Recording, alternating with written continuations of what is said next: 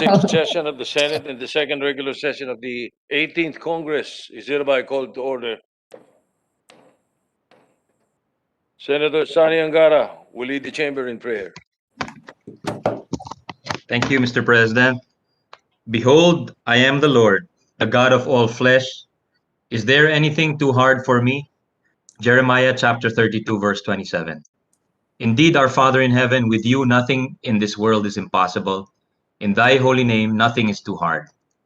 Sa bawat araw po, Panginoon, patuloy ang aming pagsusumamo na kami ay iyong gabayan, tulungan, at akayin habang kami ay naninibihan bilang mga lingkod bayan. Lalo na po ngayon, nasa gitna pa rin po tayo ng pandemya, atrasado ang ating ekonomiya, at marami ang nahihirapan at humihingi ng saklolo. Mabibigat na issue at sari-saring problema ang aming kinakaharap, subalit sa kabila nito, Panginoon, nanatiling matatag ang aming paniniwala na sa tulong ninyo, maiigpawan namin ang mga hamon na ito. It is through your Spirit that we work each day to find solutions and reforms. It is through your grace that we aim to serve our countrymen well. And it is through your love that we are able to carry this responsibility of public service. Anumang hirap na dinaranas ng bansa at ng buong mundo ngayon, Panginoon, nagtitiwala po kami na ito ay ating malalagpasan sa tamang panahon sa tulong ng inyong mapagpalang palad. Amen. Amen. Secretary, will please call the roll. Roll call of members. The Honorable Senators Angara, Present. Binay, Present. Cayetano, Present. De Lima, De La Rosa, Present. Trilon, Present. Gatchalian, Go, Gordon, Present. Ontiveros, Present. Lacson, Lapid, Marcos, Present. Pacquiao, Present. Pangilinan, Pimentel III, Present. Poe, Present. Recto, Present. Revilla Jr., Present. Tolentino, Villanueva, Villar, Present. Zubiri. Present. Senate President Soto III is present.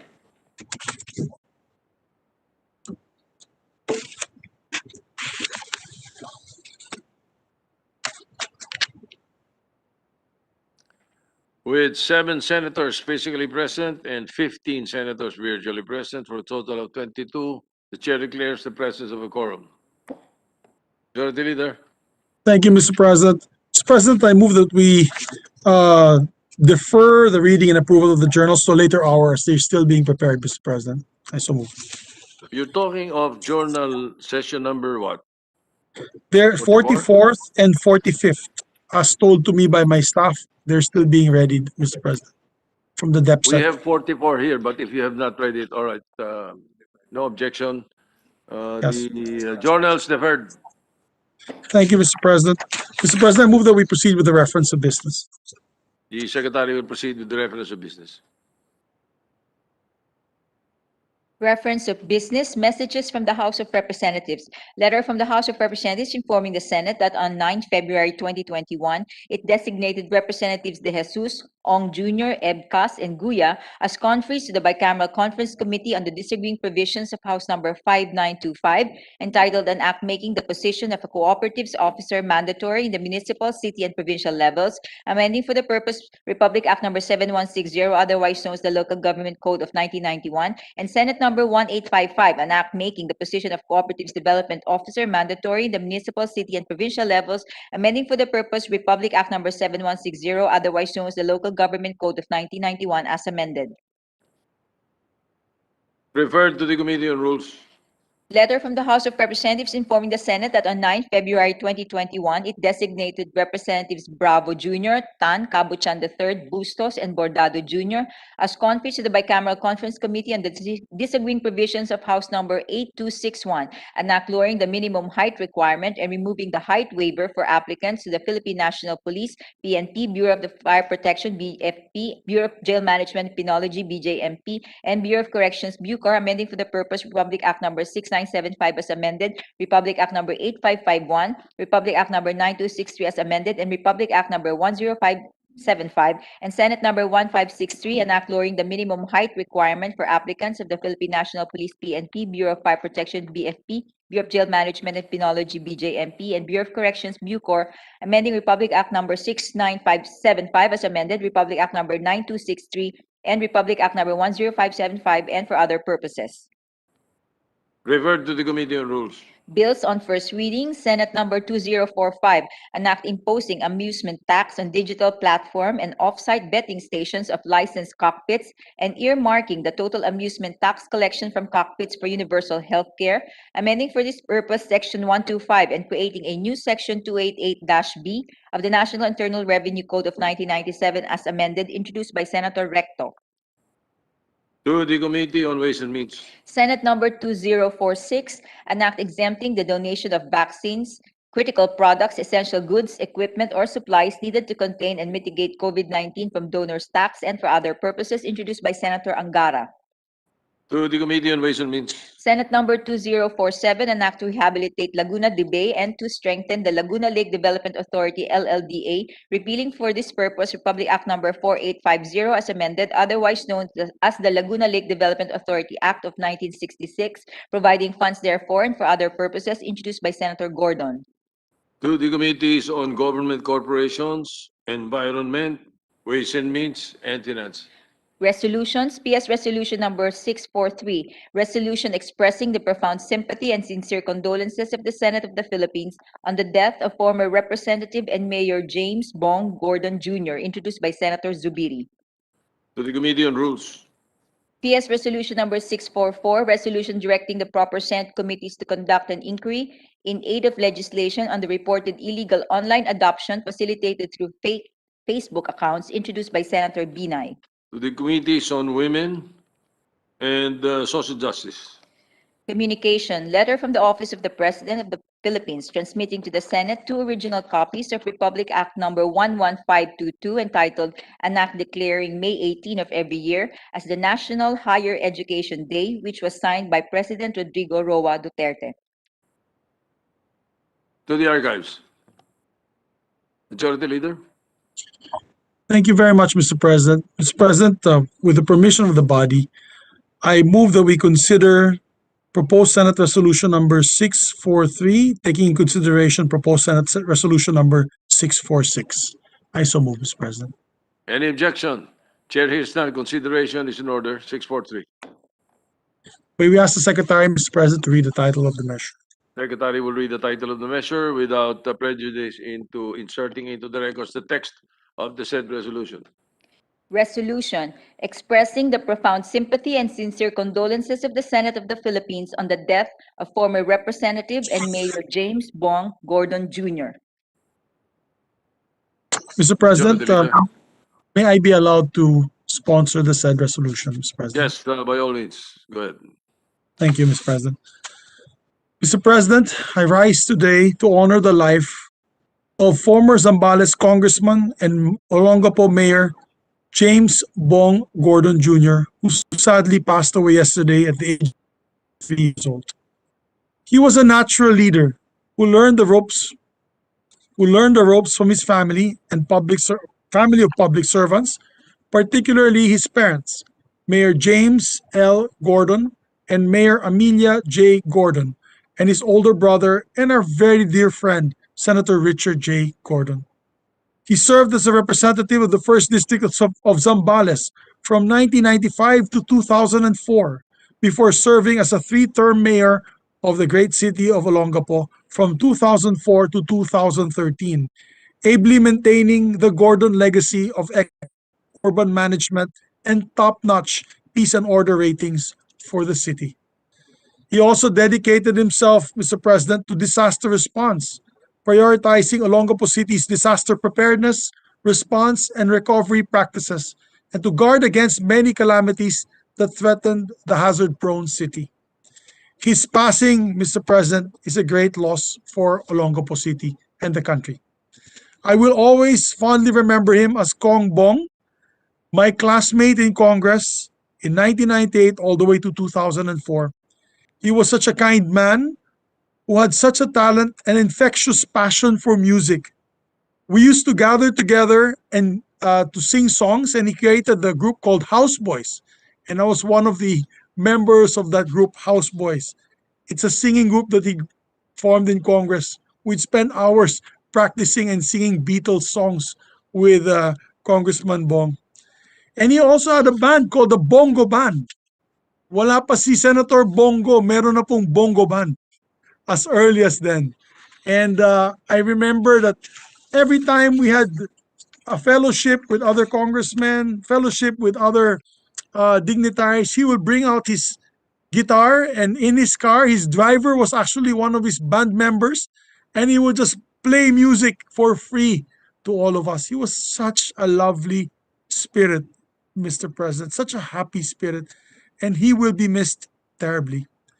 Our deepest condolences go out to his wife, former Zambales Vice Governor Anne Marie Gordon, his daughter Amelia Jane, and of course to our dear friend and colleague, Senator Richard Gordon. Mr. President, maraming salamat po. And if I may make a motion already, Mr. President, an omnibus motion, if we can make all members of the Senate as a sponsor and author of this measure, Mr. President. Yes, Senator Villanueva? Yes, I joined the motion, Mr. President, of the Majority Leader that all members be made co-author. And if I may, Mr. President, just make a short manifestation. I was with Congressman Bong Gordon for quite some time in the House of Representatives, together with a lot of our colleagues here, with Senator Win Gatchalian, with Senator Amy Marcos, Senator I think Sani Angara, and others. I just recall, Mr. President, during the time when we were voting on the Dual Citizenship Act, and the members of the opposition were saying that we can never do that because hindi daw po pwedeng mamangka sa dalawang ilog, etc. But during that explanation of vote, Congressman James Bong Gordon explained his vote by saying, I vote yes dahil gusto kong mamangka sa dalawang ilog, and that elicit laughter inside the session hall. Congressman Bong Gordon is a very nice and amiable gentleman. He served his people with integrity and competence. We will miss him, and we pray for the family of the Gordon family, Tito Dick, Tita Kate, and the rest of the family. And we join again the speech of the gentleman from Bukidnon, Senator Mig Subiri. Maraming salamat, Ginoong Pangulo. All right. Thank you, Mr. President. Mr. President, with that, I move that we adopt Senate Resolution number 643, taking consideration 646, with all members of the Senate as authors and co-authors. I so move, Mr. President. As co-authors and co-sponsors. All right. Yes. Any objection? Chair hears none. With deepest condolences to Senator Richard Gordon, Senate approves PS Resolution 643, taking into consideration PS Resolution 646. Maraming salamat po, Mr. President. And once again, our deepest condolences, Ninong Dick, our deepest condolences po sa inyo. Our condolences. May we recognize Senator Gordon, Mr. President? Senator Richard Gordon is recognized. I would just like to thank everybody, especially Mix and Senator Villanueva, and all of you, my friends, for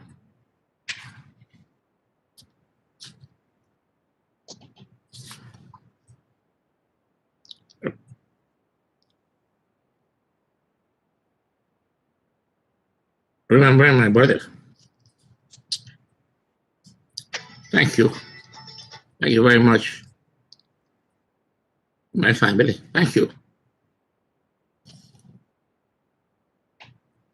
Yes, you're most welcome, and our condolences again, Senator Gordon. Thank you, Mr. President. Majority Leader. Mr. President, we have some items on our agenda. Mr. President, I move that we resume consideration. We have on the agenda two bills, one bill for approval on second reading. If we are ready, we can take that up now. Senator Ara, Senator Ralph Recto, have you gotten a copy of the cleared version of the amendments? I think you'd asked if you wanted Sent your electronically. copy. It was, yes, it was sent electronically to all the members of the Senate Majority Leader. I was informed by the Secretariat. Thank you, Mr. President. Senator, yes. Everything, What is- we'd just like to ask you to, Senator Recto had asked me to send him also a copy of it. If everything in order, Senator, can we already tackle this for Yes, second reading? Yes, I have no questions, Majority Leader. Thank you very much. Thank you. Thank you very much, Senator. Thank you, Mr. President. Mr. President, with that, I move to resume consideration of Senate Bill number 1955. Any objection? Chair hears none. Consideration of Senate 1955 is in order. Thank you, Mr. President. I move that we close. Did we close the period of amendments yesterday, Mr. President? I don't recall. Yes, we did. We did. Okay, Mr. President. Therefore, I move to approve on second reading Senate Bill number 1955. I so move, Mr. President. Any objection? Chair hears none. Senate Bill 1955 is here approved on second reading. Thank you, Mr. President. Mr. President, move to suspend consideration of the measure. Consideration of the measure is suspended. Mr. President, we have another item on the agenda. These are the learners with disabilities. I know a few of our colleagues would still like to interpolate and ask questions. I move that we resume consideration of Senate Bill number 1907. I so move. Any objection? Hearing none, consideration of 1907 is in order. May we recognize the sponsor, Mr. President, Senator Sherwin Gatchalian, and to interpolate, I believe it was Senator, yesterday, the one online was Senator Risa and Senator Joel Villanueva. Mr. President, I will no longer interpolate. I just reiterate my support for the bill. Thank you, Mr. President. All right, you. Senator Therefore, Ontiveros Mr. no President. longer interpolating. We recognize now the sponsor, Senator Sherwin Gatchalian, and to interpolate, Senator Joel Villanueva. Thank you, Mr. President. Thank you, Mr. President. Thank you, distinguished Majority Floor Leader. Will the distinguished gentleman from Valenzuela, my seatmate, yield to some questions from this representation? More than willingly, Mr. President, especially from my kababayan and my seatmate and longtime colleague from since the 12th Congress. Thank you, Mr. President. At the onset, please allow me to thank the good sponsor for really working hard for this particular measure. I remember Senator Gatchalian presided I think 10 marathon hearings, including the technical working group on this measure from July to August of 2020. And although we already have a number of laws espousing inclusion in schools, it is undeniable, Mr. President, that that a systematic framework to support the implementation of inclusive education is necessary to sustain these programs. This representation, distinguished colleague, is aware of the reasons why the committee chose learners with disabilities in the title instead of learners with special needs. But to put into the record, Mr. President, can we get an explanation from the good sponsor in choosing learners with disabilities instead of I would say, more encompassing terms like learners with special needs or learners with exceptionalities? Thank you, Mr. President, for that clarificatory question. And indeed, in the beginning, when we were discussing this bill with the Department of Education, and in fact, the initial concept of this bill is inclusive education, espousing all types of learners. But after the hearings and technical working groups, we came to the conclusion that different sectors will have different needs. No? For example, um, the indigenous peoples, the learners of indigenous peoples will have different needs. Learners of the madrasa program will have different needs. Even the gifted children will have different needs, Mr. President.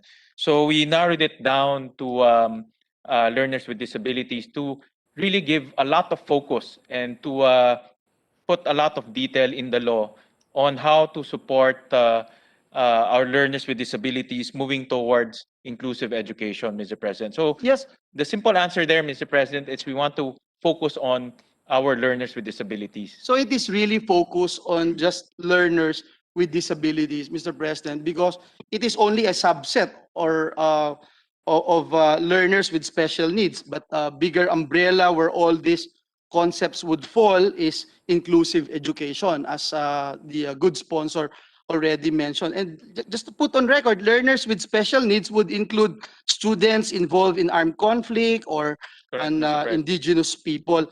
But Mr. President, let me just put also on record that there's a DOH administrative order number 2013-005 dated February 7 of 2019, and there are 9 disabilities: deaf, visual disability, intellectual disability, learning disability, mental disability, orthopedic disability, physical disability, psychosocial disability, and speech and language impairment. These are all included, Mr. President, distinguished colleague, when Yes, you talk Mr. about learners with disability program. You're absolutely correct, Mr. President. Those you enumerated will fall under learners with disabilities. And in fact, DepEd itself has a comprehensive list of disabilities. Some are they considered can be detected through physical manifestation. Some needs a lot of intervention and assessment before they officially declare a learner has disability, Mr. President. Perhaps another reason why we choose learners with disabilities, because the Department of Education, distinguished colleague, uh, members of this institution, has no data on learners with disabilities who are in the mainstream or inclusive classrooms. Is that correct, Mr. President? Unfortunately, yes, Mr. President. Not only lack of data, but also a uh, proactive approach to look for our learners with disabilities. Right now, as we speak, there are about 360,000 learners with disabilities enrolled in our school system. But there's an estimate from UNICEF, but this estimate, I take it with a lot of caveats, that the learners with disabilities in our country is about 5 million. No? Nevertheless, it's admitted, DepEd admitted in our hearings that there is a program they call the Child Find Program, no? In which DepEd is called upon to proactively look for learners with disabilities. And this program is not being activated. Therefore, the 360,000 is truly an underestimate of the true picture of our learners with disabilities, because a lot of our parents don't bring their children to school. A lot of our parents don't know where to go. And if there is no proactive mechanism, then a lot of our parents with learners with disabilities will just leave their children at home, and don't know where to go in order to get education, Mr. President. Thank you for that, distinguished colleague. I can relate to the statements being mentioned by our distinguished chair of the Committee on Basic Education. Let me go to another point on Section 21 of the committee report. It states that all cities and municipalities shall establish a help desk in every barangay, which shall function as the focal unit in the barangay to assist learners with disabilities, their parents or guardians, caregivers, and other family members on matters affecting the education and provision of services and programs to learners with disabilities. Just to clarify, Mr. President, distinguished colleague, will this barangay help desk play a role in the preliminary assessment of the condition and needs of children with disabilities or suspected disabilities? Thank you for that question, Mr. President. And this was extensively discussed in the 10 TEWGs that we conducted. And reason for this, Mr. Chair, Mr. President, in some remote areas, the barangay is the only contact point of families. And there are cases that families will need vehicles, will need assistance, and will need other support assistance. And the barangay is the only focal government agency there. So the resource persons um, wanted this in the bill so that it will prompt the barangay to assist learners with disabilities in their needs, especially going to school or attending classes. However, we made sure that it's also in line with RA 7277 or the Persons with Disabilities Act. And in that law, a Persons with Disability Office was already created so that we won't duplicate the functions of that. We made sure that the help desk will be in coordination with the Persons with Disability Office all the time. So it's Yeah. not a separate barangay desk, but an arm of that Person with Disability Office, Mr. President. Yes, Mr. President. May we be enlightened as to how it's going to be different with barangay health workers, with this barangay health desk, no? And perhaps if you could give us a bird's eye view of what kind of role would they be playing in the, for example, in the which I believe is very important, the preliminary assessment of children with disabilities or suspected disabilities. Yeah. Mr. President, how we envision to operationalize this is, for example, in a remote area, the barangay is the only contact government agency there. And a child needs to be transported because, for example, he's handicapped or he needs special assistance. The barangay, through its help desk, will be the one activated to assist that learner with disability. And since barangay is scattered all over the country, the help desk will become the focal desk for learners with disabilities needing assistance. So there'll be a point person as opposed to just a random barangay employee, but there will be a focal person there that families can tap and can call, and they know that this help desk is empowered to support them. Would there be any general um, qualification, perhaps, or training required of this barangay help desk, Mr. President? That's a very good question, Mr. President. It will be very helpful if the person in charge in the help desk understands the needs of learners with disabilities and understands how to approach this and how to give the necessary assistance to our learners with disabilities. But you're absolutely correct that it's not only important appointing the help desk, but also a knowledgeable person, and a person that who appreciates the complexities in helping learners with disabilities. Thank you, Mr. President. And just for the record, this representation would like to help in any way he can. And we just wanted to put this on record to make sure that we will have a significant measure that we can all be proud of. Just to continue, Mr. President, what role, if any, would this barangay help desk play, for example, in the child find system, as you made mention a while ago? And if you look at the status or the situation right now of our country, where a lot of children with disabilities or children who are in need are not being discovered, Mr. President. Would this be part of the role, Mr. President? Yes, Mr. President. In the law, it will be in the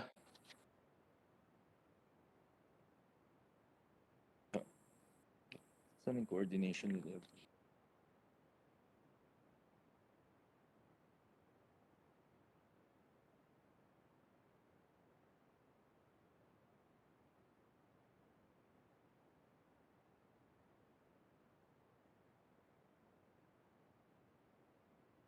Sorry, Mr. President, I'm just looking for the exact language in the bill. But what's envisioned in the bill, Mr. President, insofar as the child fine system, DepEd will coordinate with the local government unit. And since the barangay is an arm of the local government unit, the barangay will also play a very important role in the child fine system. The child fine system, Mr. President, is a system embedded in the law so that the local schools and the local DepEd will be proactive in looking for learners with disabilities. Just to share the body, my experience, a lot of parents are afraid, and a lot of parents have already lost hope in sending their children to school.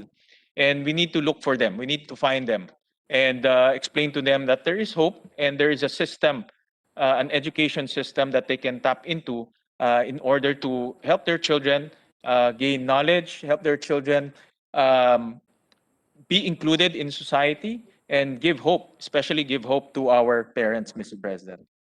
Well, thank you for that, Mr. President. Distinguished colleague, you made mention about RA 7277 and RA 10070, no? Itong Persons with Disability Affairs Office. Because under this measure, the Barangay Help Desk shall coordinate with the Persons with Disability Affairs Office established under the two measures that we made mention. But for the record, Mr. President, how many persons with Disability Affairs Office do we have in the country at present? Mr. President, it's created by law, and I would assume that all LGUs have a Persons with Disabilities Office, Mr. President. Well, I think that is the ideal, Mr. President. I have here with me a report from the Asia Foundation, and according to them, only 6 out of 10 LGUs, Mr. President, have a person with the Disability Affairs Office.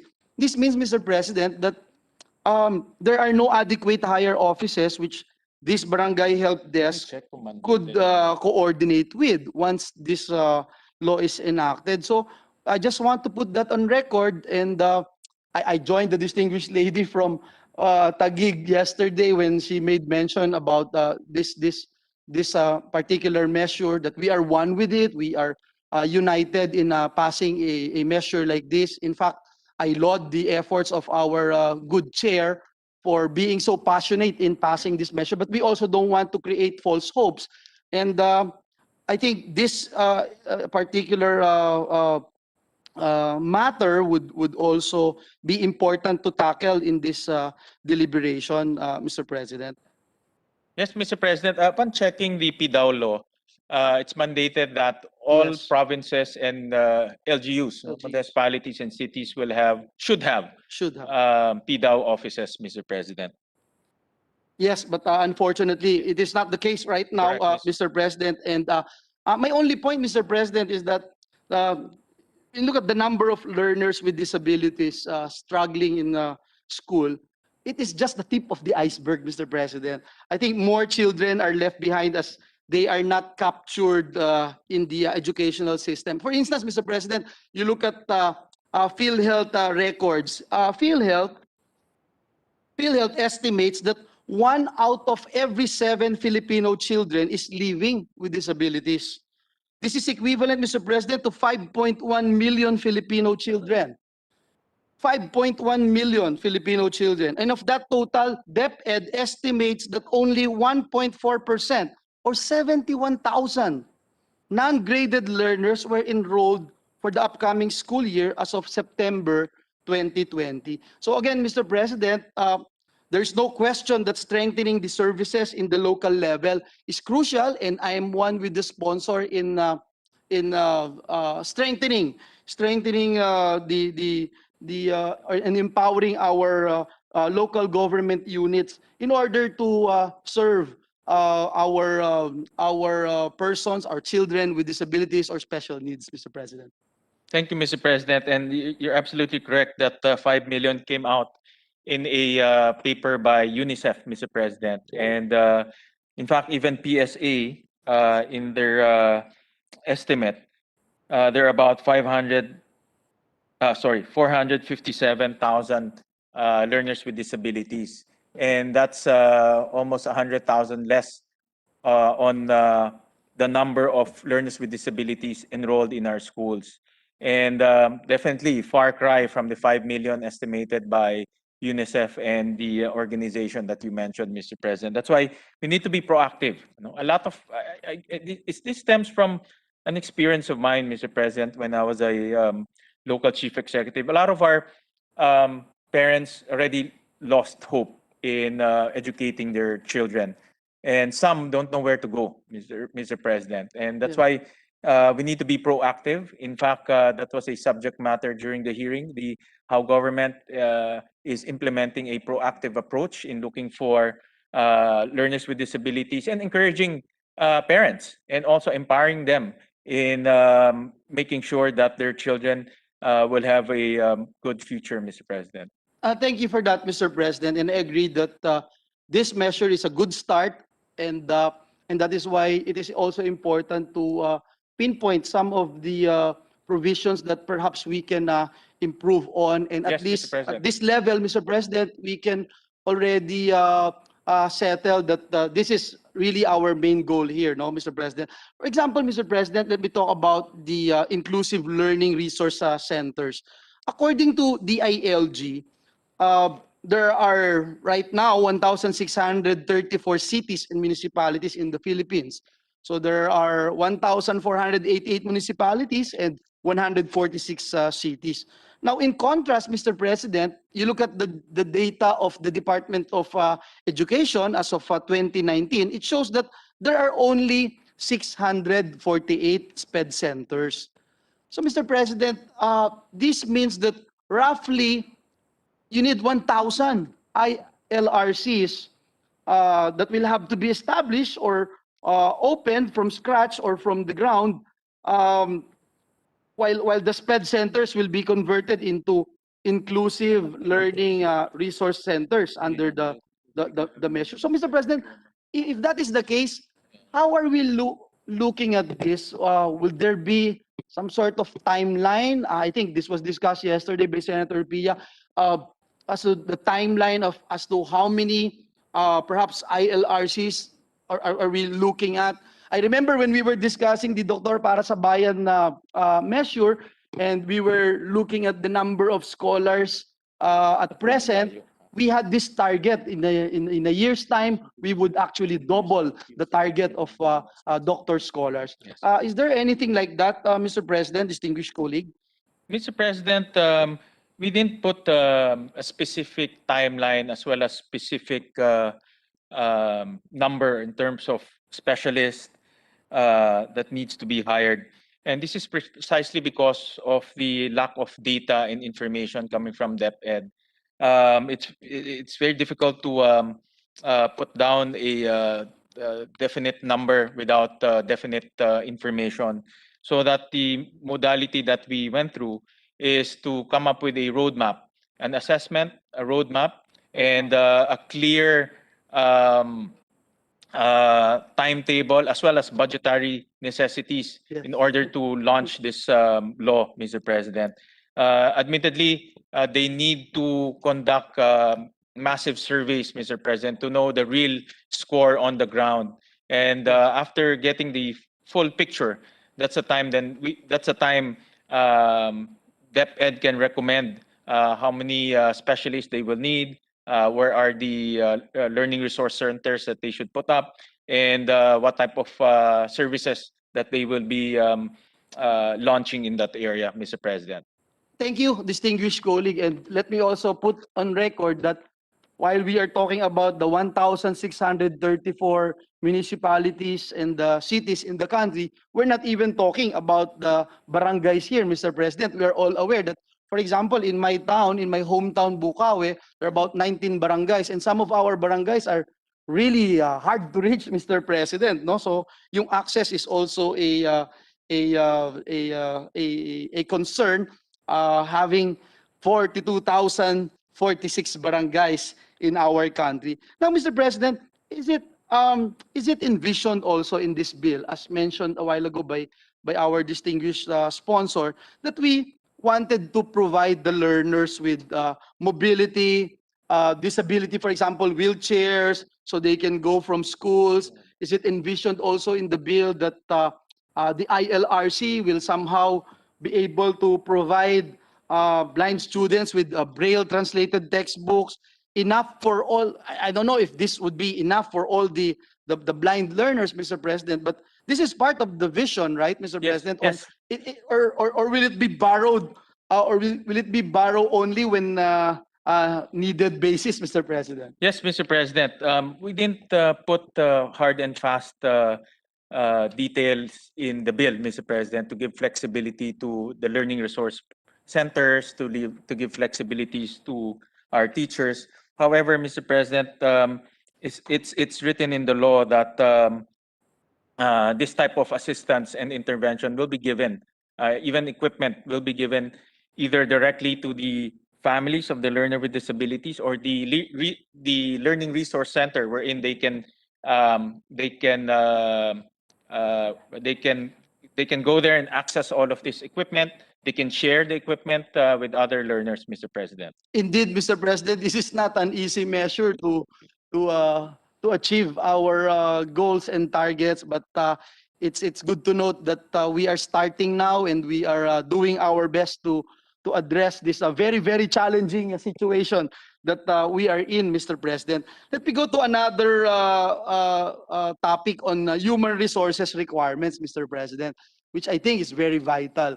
And let me not talk about the human resources requirement for the entire ILRC, Mr. President. Let me just talk about the human resources requirement needed for assessment, which I personally believe is very important, Mr. President, having a experience this or in this particular situation, Mr. President.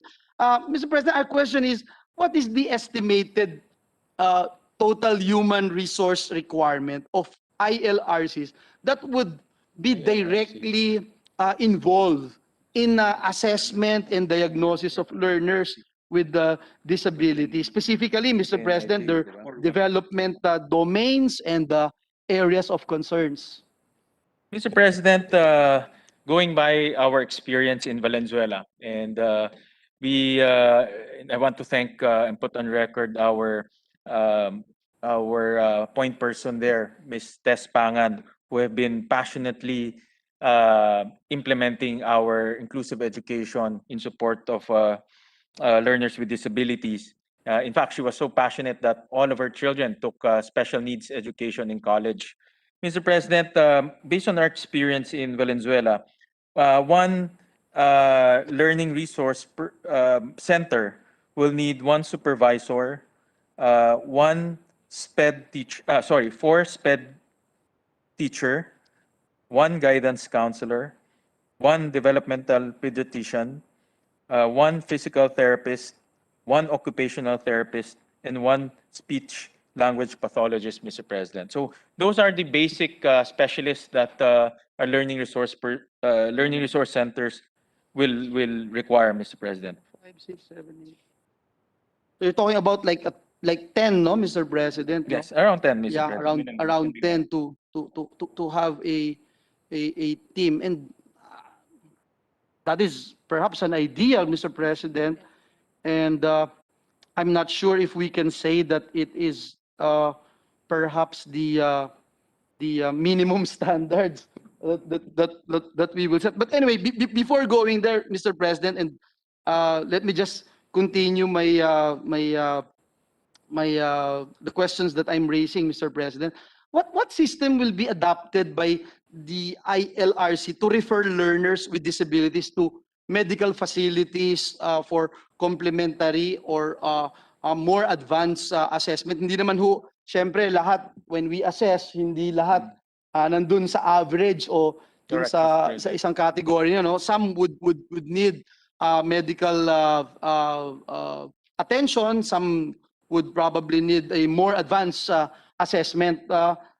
Is there a system for that, Mr. President? Yes, Mr. President, on the before I answer that, Mr. President, the specialists that I mentioned earlier, 10 specialists, this is a minimum requirement, no? But from our experience, there'll be a lot of aides, there'll be a lot of assistants. In fact, I remember every time I go to our, we call it SPED Center for now, no? But that's the equivalent of a learning resource center. There are more aides who have been trained to implement the individualized education plan because specialists are very hard to come by. We trained aides to implement the IEPs, you know, to our learners with disabilities. So in regards to the referral, Mr. President, depending on the assessment of the child, definitely the Learning Resource Center can refer the child to other medical facilities for other intervention, Mr. President. Thank you, Mr. President. Again, just to put on record, assessment is very crucial Correct, Mr. because President. referral and intervention for learners with disabilities are not possible, Mr. President, without that. And I thank Correct, Mr. the President. distinguished gentleman for emphasizing that, Mr. President. Now, when you made mention, Mr. President, about the minimum requirement, I come across the provision here under the committee report that the ILRC has the function to provide access to language and speech therapy, OT, physical and psychotherapy, among other modes of treatment through a multidisciplinary system. Now, a multidisciplinary system, multidisciplinary team, I mean, shall be composed of any or all of the following. I'm just a little concerned about the word of any or all of the following. So, yung educational psychologist, guidance counselor, neurological psychiatrist, physical therapist, etc. And so on, no? Hanggang dun sa ILRC supervisor. Mr. President, any or all. Pero kanina, we both agreed, no? Na bagamat napaka-challenging, the minimum requirement, Mr. President, as made mention by our distinguished colleague, is at least 10. So perhaps, just to put on record, what is the envisioned minimum composition of the multidisciplinary team in the ILRCs? Is this different from what we were talking about kanina, Mr. President? Yeah, Mr. President, we gave the Learning Resource Center the flexibility to come up with their own multidisciplinary team. And in consultation with the other resource persons, different jurisdictions might have different requirements, Mr. President. So to give them the flexibility to customize the specialists that they need, we gave them the flexibility in the law to hire this type of specialist, Mr. President. So Yes. depending on the situation, Mr. President. Yes, I agree, Mr. President. And again, ideally, we can have more, but should we identify perhaps a minimum composition, Mr. President, of this multidisciplinary team?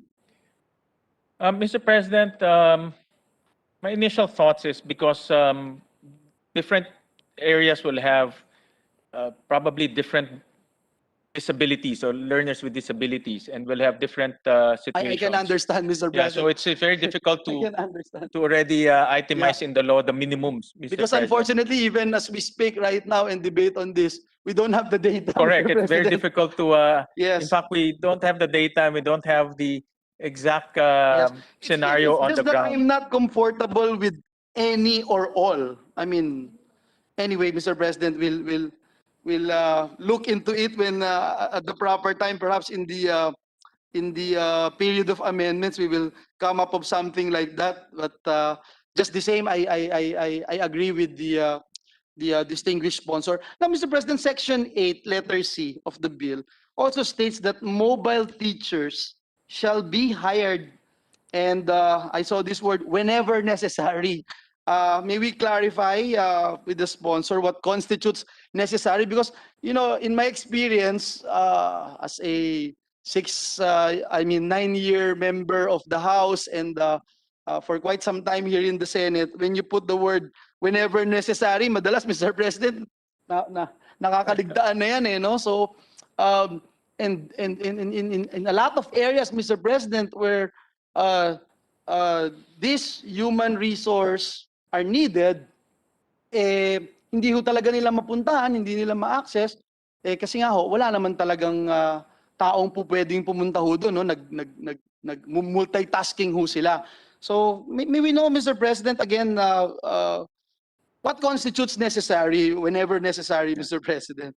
Mr. President, when we were discussing this with the resource persons, Mr. President, who are primarily composed of different organizations from different disabilities, Mr. President, some areas, for example, far-flung areas or the GIDA areas, Mr. President, the learner with disability will really have problems going to school on a regular basis.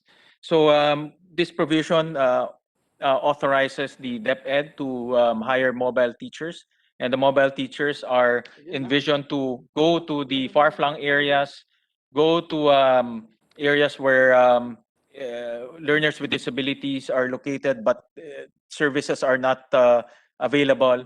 So it gives DepEd the flexibility to hire teachers that can go out, that can reach out, that can physically reach the learners with disabilities in far-flung remote areas, Mr. President. I agree, Mr. President, and I also believe it is best to specify the conditions which warrant the hiring of mobile teachers to assist in isolated or remote schools to make the law clearer to implement na ikaw, na-hire ka, ikaw, pang remote area ka talaga. Yun na talaga yung ano mo, no, hindi yung kung meron lang available na po pwedeng pumunta doon sa remote area, that's the only time. So I hope, and at the proper time, I hope we will be allowed to make some or introduce some amendments, Mr. President. Mr. President, we welcome any suggestion, any language that will improve the bill. Definitely, this is a work in progress, and I really appreciate from the good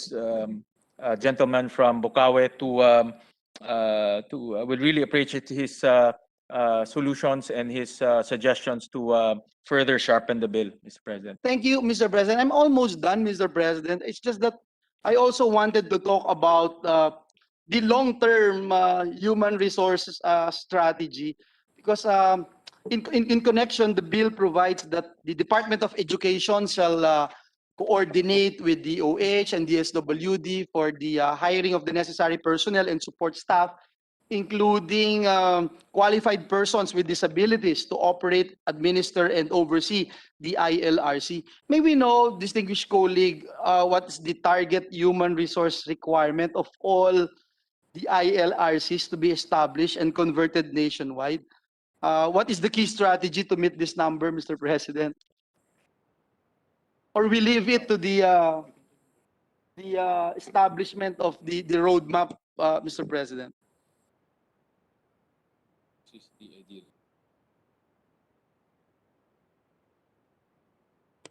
Mr. President, we have some estimates written here. However, in the absence of on-the-ground data, Mr. President, there's a lot of caveats, and I'm not very comfortable in sharing that number, Mr. President. We have a lot of tabletop computations, Mr. President, but without that on-the-ground data, it's very difficult to pinpoint with accuracy what type of specialists, what type of manpower do we need.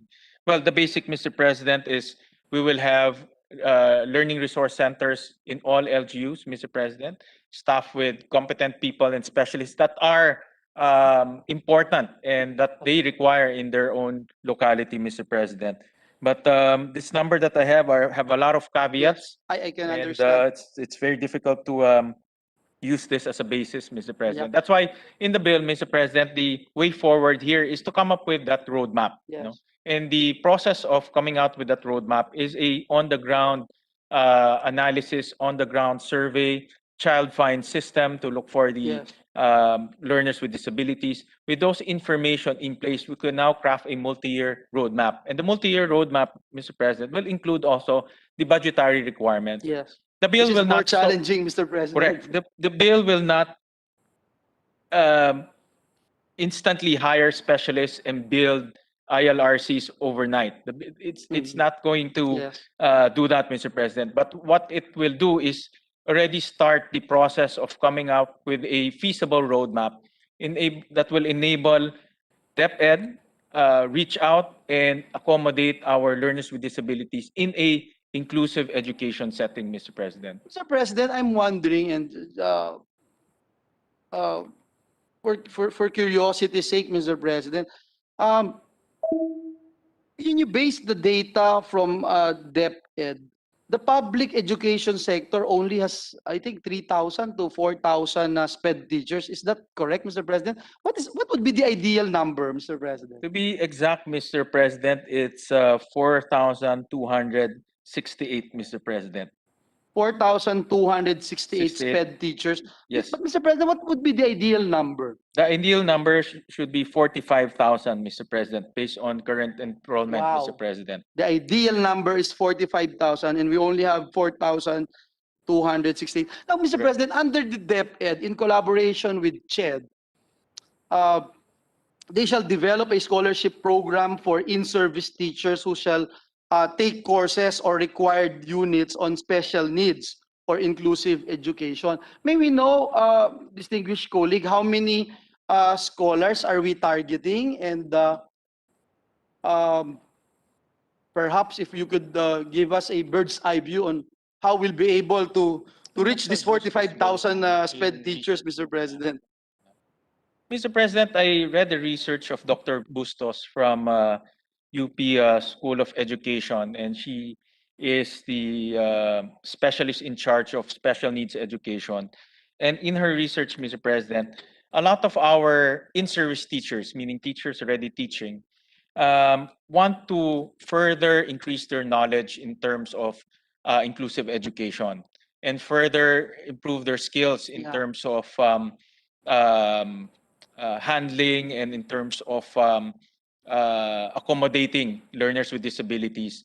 However, the incentives are not there, no? And the bill now will incentivize in-service teacher to further improve their skills, to further improve their confidence in terms of implementing inclusive education in their respective schools, and to further improve their skills in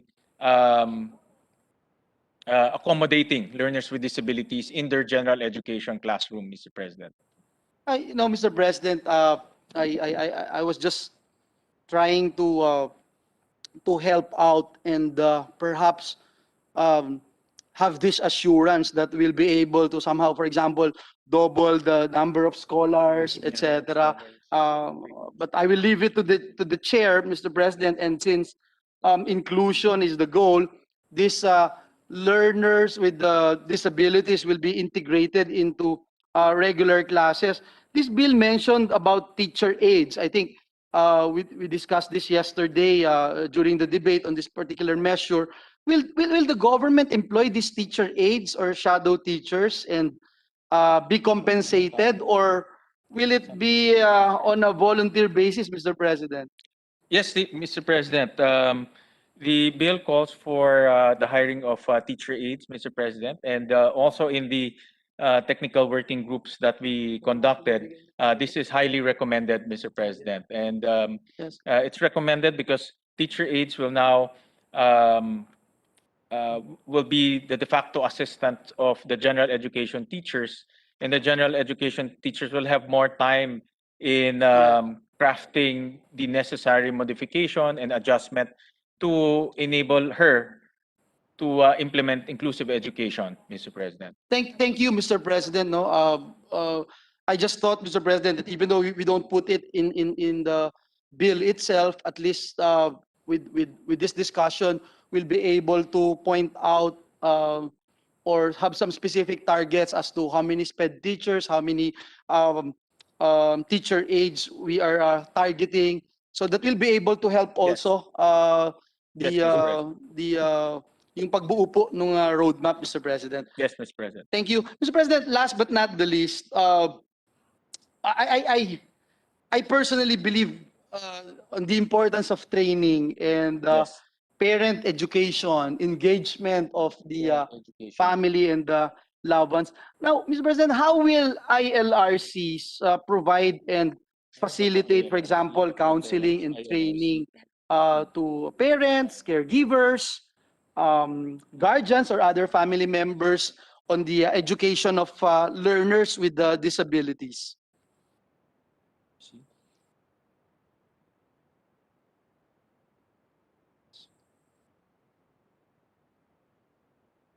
Yes, Mr. President, in the bill, and you're absolutely correct, Mr. President, in the bill, um, there'll be trainings and orientations, even counseling programs for family members, Mr. President. And family members, especially parents, will play a very big role, Mr. President, in the implementation of this bill. And that's why we, in the bill, we specify the trainings that should be given to our parents and guardians, Mr. President.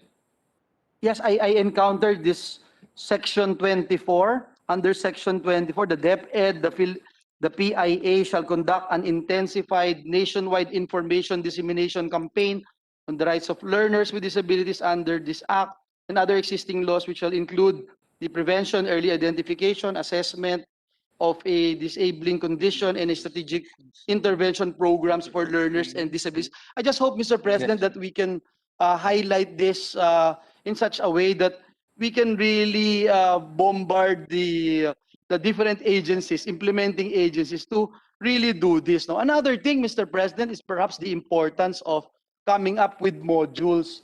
Because as a parent, Mr. President, when a parent is so busy in his or her daily work, when he comes home and he or she would have this spare time, meron pong module na available, Mr. President. I think one of the objectives of the bill is to provide the parents or guardians with the information and opportunities to actively participate in the possible placement options and educational programs for learners with disabilities to enable them to make informed choices and decisions. Another question, for my last question, Mr. President, to our distinguished colleague, how do we assess whether the ILRCs are doing well or they are providing adequate access to auxiliary aids and non-educational services as stated in the law? Do we have some sort of, for example, monitoring mechanisms, Mr. President? If we have that, will there be such a mechanism in place to ensure that they're actually working, Mr. President? Yes. Mr. President, I just want to, with the indulgence of the good gentleman from Bukawi, I just want to go back to the family members Yes. and parents training. In section 18, Mr. President, there's a section there that will underscore the importance of trainings and orientation, even counseling programs for family members and guardians. And again, during the technical working group, this was given a lot of attention because we agree with our resource persons that parents and guardians will play a very big role in educating learners with disabilities. And in section 7, letter F, the ILRC are also empowered to train parents and guardians on the same matter, Mr. President, empowerment and also added knowledge on inclusive education, Mr. President. As to the review of the learning resource centers, Mr. President, on section 28 is a mandatory review, impact assessment, and submission of report to Congress. And this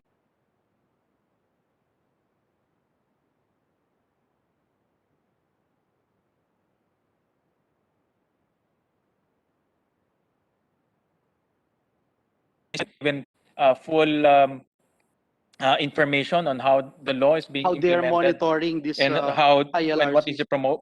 the performance of the ILRC and the law as a whole, Mr. Mr. President. President, how will parents be involved in such monitoring mechanism? Are they part of it? Are they part of monitoring this ILRCs?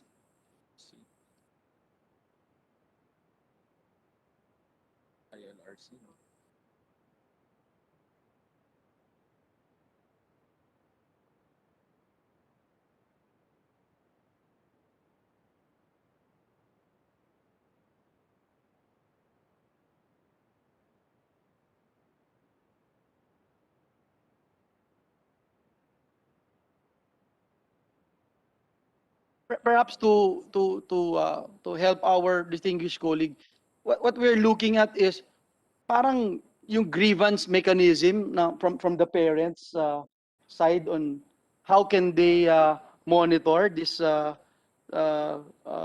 ILRCs, Mr. President. Yes, Mr. President, on section 23, there is a section on procedural safeguards, Mr. President, and to make sure that in the implementation of the law, fairness will be the principle of this law, Mr. President. And that's why there's a procedural safeguard, Mr. President. And this safeguard enables the parents to report to DepEd any issues regarding the implementation of the law. And we even put a time frame so that DepEd will, within the time frame, DepEd will already resolve that grievance or that issue being raised by our parents, Mr. President. Thank you, Mr. President, and I would support the regular submission than the mandatory na madalas, Mr. President, medyo Yes. matagal, Mr. President. Correct, Mr. President. No, so I hope that we can do something about it. Again, Mr. President, as a parent, in my own experience, I think parents, guardians, and other family members of learners with disabilities are a crucial part of the whole of community approach towards our goal of having inclusive education. Again, I would like to congratulate and thank my distinguished colleague, the chairperson of the Committee on Basic Education. It's such a great honor and privilege to be part of this measure. And again, I'm looking forward to passing this particular measure, and as it becomes a law, would be able to help our next generation, Mr. President. Maraming salamat po. Thank you, Mr. President. I thank the good gentleman from Bocaue for being one of the 11 authors of this inclusive education law, and it shows his commitment and passion also to help our learners with disabilities achieve the rightful education that they deserve, Mr. President. And I would welcome his suggestion. I know that he has a lot of experience, personal experience, as well as personal knowledge in this type of proposals, Mr. President. And we would welcome any suggestion on improving the law, Mr. President. Thank you. Senator Pia Cayetano wants the floor. You're recognized. Thank you, Mr. President. I took the floor already yesterday, but I just like to summarize for His Honor my concerns or the priority concerns so that we can be more expeditious when we enter the period of amendments, if that is okay with His Honor. Yes, Mr. President. Thank you. And this is also because I had discussions before Senator Joel took the floor, and then Senator Francis also and I talked about it. So I'm happy that there are many of our colleagues who are interested in further improving this measure. So I'd just like to reiterate, and I heard Senator Joel say it, and again, Senator Francis mentioned to me that i-emphasize natin yung timeline sana for the implementation. And my concern here is very simple. When we pass this, and God willing, pwede na pumasok yung mga bata, I don't know if that's by June or next June, I don't know when. I don't want there to be confusion or misunderstanding on the parts of parents that the school in their locality will automatically be required to provide and be able to provide for their students. We have to be very conscious of what can transpire, how effective we can implement this within a reasonable amount of time. So in other words, I'm thinking of a public school or even a very small private school, and suddenly they'll say, pumasa na yung batas so tanggapin yung anak ko. Teka, wala pa kaming ganito, wala pa kaming ganon. So I think we need to dissect that a little bit, Your Honor, to ensure that there is no confusion later on. And then we also don't put the agencies in a situation where iba yung intention natin, iba yung intention nila. Iba yung intindi nila. I think we should be very clear about that. Timelines could include how many days are we giving them to come up with that roadmap? Is that 60 days, 90 days, 360 days? I don't know. I don't know how much work His Honor has done. Knowing His Honor, he works so hard. I don't think His Honor knows the difference between day and night. That we all know. So no question on His Honor's ability to get this done. But realistically, how does His Honor assess the ability of the agencies to come up with those timelines for the roadmap? So I think the roadmap itself would already be a good starting point. But having said that, again, and I mentioned it very briefly yesterday, you might want to start with attainable goals, such that within a year's period, at the very least, every province should have 3 centers, spread out in the north, in the south, in the east, in the west, maybe 4, so that mahirap man, pero accessible and medyo maaasahan. Kasi what I'm really scared of is that the parents would be expecting and they get there, and let's say a small private school with 1 classroom each. How would they be able, and maybe they don't even have a total of 200 students. I cannot foresee how they would, and as we know, a lot of them have closed during this time. I cannot see how they can immediately transition to a school that is capable of handling children with learning disabilities. They can, for sure, but not immediately. How do we make that happen? So yun lang po yung timeline. My second point is the level of inclusivity. Again, I went through this, and His Honor and I believe, are in agreement that, based on the personalized learning program that each child would have, that would also dictate what kind of socialization the child would have, what time of class, how much classroom time. We know that. But again, I'm thinking from a very simple perspective. There's a parent. Yung anak niya, alam niyang may disability. Yung anak niya, feel nila na discriminated because, and again, I will use my own child as an example para wala namang magsabing I'm discriminating, because it's my own child. My son had a cleft lip and palate. He never grew up to be able to express himself because he passed away before he turned 1. But if he had grown up, and if he could be able to speak, he would be ngongo. And you all know na pinagtatawanan ng ngongo. Okay? We all grew up with those jokes. So, here's this parent excited na, makakapasok na yung anak ko dito sa eskwela, aalagaan siya, hindi siya aapihin dito, hindi katulad ng mga bahay nilang, hindi nakakaintindi dyan. Tapos sabihin, ay sir, ma'am, hindi namin kaya eh. So you know what I mean? Expectations, again. Expectations, kung walang speech therapist doon, kung hindi naka-intervene doon sa batang yon at the early age, minsan high school na. I try to do cleft lip operations. I can spot a cleft lip child in a crowd. And I've tried to do it with older kids, like 18 years old. Ang hirap na pala. Kahit operahan mo, hindi mo na mababalik yung speech nila. So my point is, again, expectations and clarity on what level of inclusivity. It's not to discriminate the child, but it is to ensure that the necessary steps are taken so that their shortcomings or their disabilities can be addressed. And again, I will repeat for those who have not heard it, yung best friend nga ng anak ko nung pumunta sa US, and thankfully, alam niyo sa US, it depends on the state that you're in. If you're in a state that prioritize education and the welfare of the child, buhos yan. Dun sa school, na-spot right away na meron siyang learning, maybe it's not even a disability, but learning delay. So masama ang loob ng friend ko dahil pinull out yung anak niya, dun nilagay sa special. Pero 1 year later, binalik siya, and then ngayon, he's the state champion in math. So, you know what I mean? So we also need to educate the parents, the community na do not be afraid if ilagay yung anak niyo sa special class kasi dun magiging dun yung opportunity niya for the child to shine. So there's just so much work to be done. I'm just really afraid that without clear timelines, and later on, let's be sure that the communication also is included in the responsibility of the agencies. They must communicate what will the expectations be within the year of implementation, within 3 years, within 5 years, because it's really a process, Mr. President, Mr. Sponsor. And final point is human resources.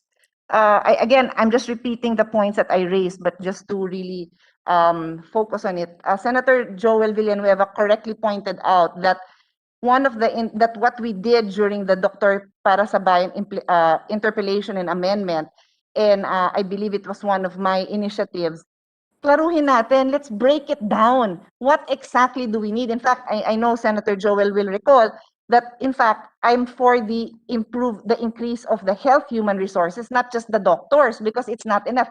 I know his honor's bill includes the whole range of professional that will support the child. But instead of just saying that these are the professionals, we need to ensure that CHED is also providing the courses, which is exactly what we did in Doctor Para sa Bayan, na ilan ba ang, how do we encourage more doctors to become developmental pediatricians? Ilan ba talaga kailangan natin? Should we say at least one for each province yung target, whether private or public na lang? Di natin mapipilit yun eh. Di natin mapipilit, di ba? Or we can say we can provide scholarships for those who will work in government for the next 10 years. And for that matter, all the other specialized fields. We need to go back to CHED and see if these areas of if these educational programs are available, and if they are also available in those provinces in exactly the same way we did for Dr. Para sa Bayan. Kasi we might say, okay naman ng Metro Manila, there's SPED class, there's special education teaching courses, there's occupational therapy, there's physical therapy. Paano sa Mindanao? Paano sa Visayas? Wala. And the law does not distinguish. No, we want to ensure that all the families have access to this. And I'd like to point out, it will go back also to our salary structure and budget, because from what I know, most of our physical therapists dream of going out of the country, just like the nurses. So paano? I'm not sure, but I think the OTs are even in higher demand, right? They're even harder to get OT. So I'm just saying, and that's what I meant, Your Honor, when I said I don't want to provide false promises. I know in this chamber that is the farthest thing in our mind, but that's why I feel it is very important to clarify what we intend to achieve with the bill, including timelines, so that precisely we can manage the expectations into a reasonable what we manage expectations so that what we produce is exactly what we said we would produce. And I'll end with this note. His Honor is at the front line. Ang sipag mag-hearing, dami nating hearing. I cannot even attend some of His Honor's hearings on education because he knows how many problems we have on the quality of education. And a big percentage of that, the reason for that is also the quality of teacher education. And so now we're going a step further. Education for children with special needs pa. So, I know His Honor understands, no? But the problem gets deeper and deeper, and we have not even been able to solve the quality of education for the average student who doesn't have learning disability.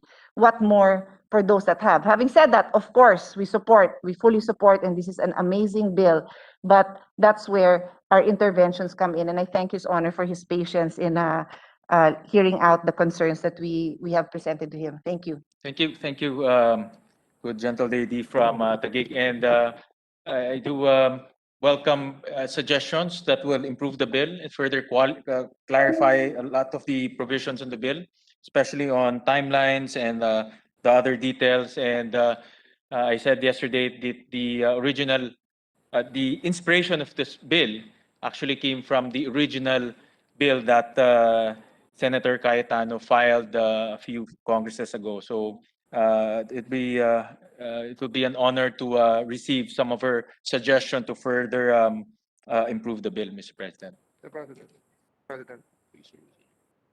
Senator Francis Tolentino, you're recognized. Just a manifestation, Mr. President. I intend to join the sponsor here as a co-author, if he would be willing to include this representation's name. But just a manifestation, Mr. President. I likewise join Senator Cayetano's effort in including the timeline portion, Mr. President. I know the laudable intent of the good sponsor, but I foresee what, as Senator Villanueva mentioned a while ago, I foresee a discriminatory, a regulatory measure that will be discriminatory, Mr. President, insofar as areas which are not urbanized, Mr. President. So my point here is that in contextualizing this, for instance, and I think this is germane to the discussion, I would foresee a discrimination on the part of children not being reached by the educational authorities. Like for instance, Mr. President, I foresee now discrimination on the part of health authorities, Mr. President. We've been discussing for the last several months, and this is germane, Mr. President, and I relate this to Senator Cayetano, the vaccination efforts that will be rolled out next week. Nowhere, Mr. President, can we find a project of the DOH, of other authorities that would include children. In fact, they're not part of the vaccination efforts. 5 years old, they're not part. 7 years old, they're not part. 10 years old, they're not part. 11 years old, they're not part of the vaccination. Recently, the IATF allowed the 10-year-olds to go out to visit the malls, but they retracted that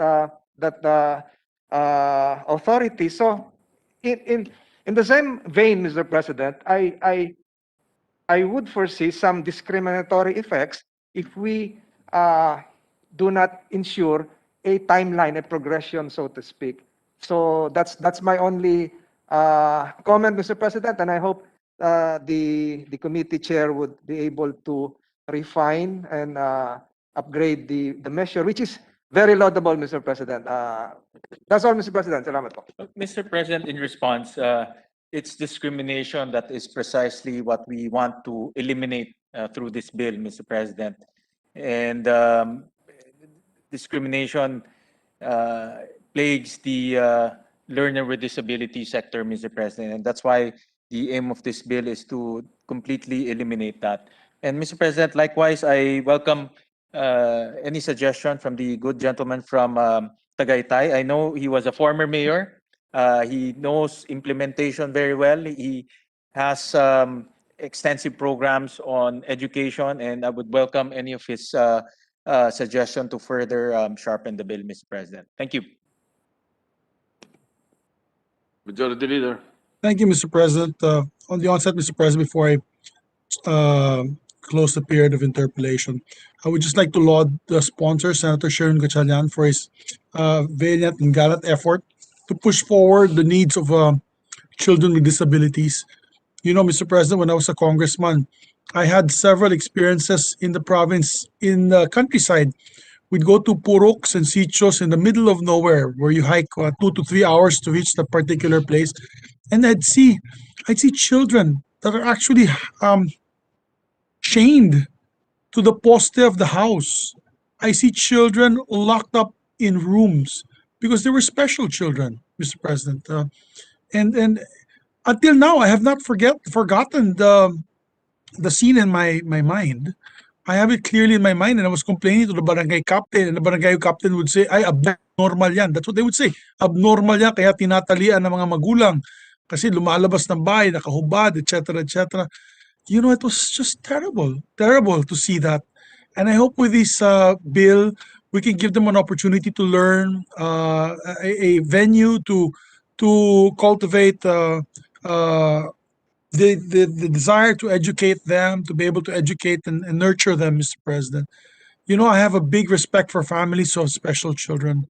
The challenges that they go through, like Senator Pia, Senator Joel, must be really, truly immense. And I laud and and praise the author for this. It's about time that we come up with a measure that will be able to help our children with disabilities and special needs, Mr. President. With that, I move that we close the Mr. period President, of, yes, Mr. President, President. May we recognize your dear colleague, Senator Senator Coco, Mr. President. yes, Senator Coco Pimentel is recognized. first of all, I'd like to point out that I used the feature in WebEx on how to raise your hand.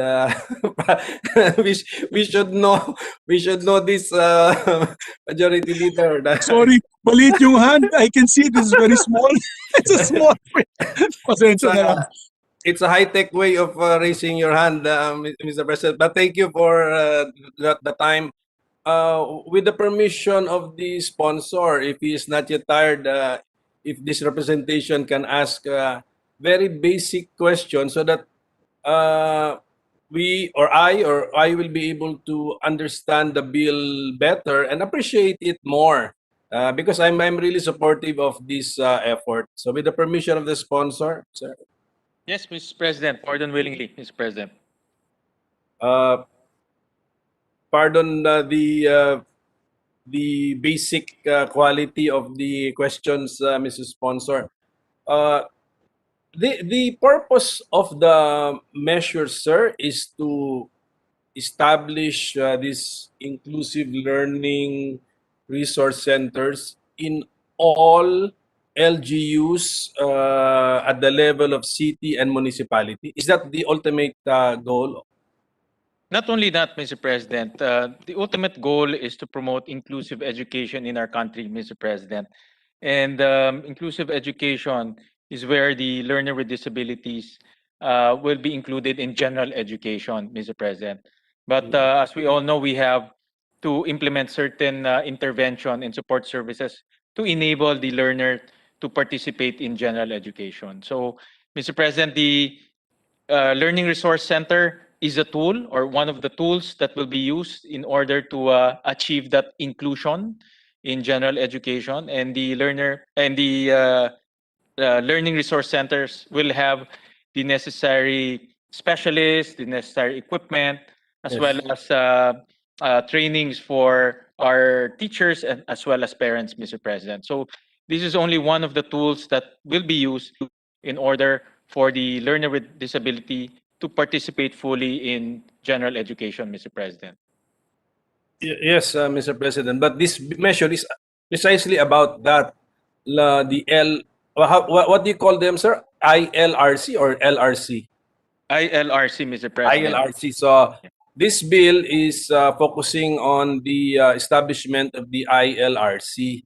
But are these meant to be the transition of the learner with disability for him to now join the general student population, or is the ILRC now going to be the school of the learner with disability? Mr. President, it really depends on the assessment of the learner with disability. In some cases, the learner with disabilities will spend more time in the ILRC, depending on what type of intervention the learner with disability will need. But the direction is to help the learner gain enough skills to be included in general education, Mr. President. So there'll be specialists, for example, in the case of Valenzuela, we have speech therapists there that guides the learner with disability, and the learner will attend, for example, a session every day until the learner will improve his speech capability to enable him to participate in general education, Mr. President. So it really depends on the assessment of the learner, Mr. President.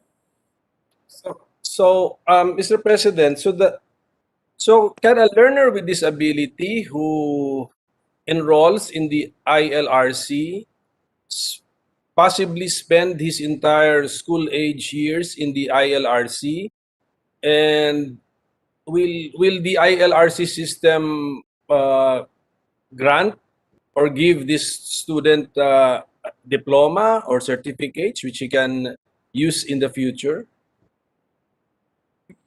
That is a possibility, Mr. President. And again, drawing from our experience in Valenzuela, because we took the initiative to practice inclusive education there. There are cases where the student will spend almost 90 to even 100% of his time in the learning resource center, Mr. President. The assessment is a very critical process, Mr. President. And the assessment will also dictate what type of intervention, what type of improvements that we need to see from the child in order for the child to participate fully in general education, Mr. President. Mr. President, with your kind indulgence, I just want to show pictures of our special education center, Mr. President, in page 20. I just want to show everyone, the body, what we have. We call it, Mr. President, the Valenzuela Special Education Center, Mr. President, but this will be renamed in the law to Inclusive Learning Resource Center, Mr. President. In slide 21, we have different intervention programs. For example, occupational therapy room, speech therapy room, physical therapy room. There's also a laundry room to teach life skills, Mr. President, so that the learner will become independent, especially for older learners. There's also a computer room to teach, again, life skills, especially transitioning towards employment, and a resource room, Mr. President. So just to show His Honor the type of intervention that a learning resource center will have, both for academic purposes as well as life skills in order for the learner with disability to gain gainful employment, Mr. President. Congratulations to Valenzuela City, Mr. President, for being always ahead of in its way of thinking and addressing the problems of its constituents. Congratulations. Kailan nangyari yan, Mr. Speaker, Mr. President? Sinong mayor nung time na tinayo po yan? Mr. President, it's a continuing effort. So inumpisahan ho natin, but the good mayor, present mayor, built that structure, Mr. President. But the concept of inclusive education was started during our term, Mr. President. But in fairness, I mentioned the name Ms. Tess Pangan. She was our point person, and she advocated inclusive education and really pushed forward on its implementation in our city, Mr. President. So it's really a team effort in terms of implementation. But our ILRC, Mr. President, has an age limit for the beneficiaries. No, Mr. President. No. It will really again depend on the assessment of the specialist, Mr. President. But there's no age limit, but depending on the assessment and the recommendation of our specialist, Mr. President.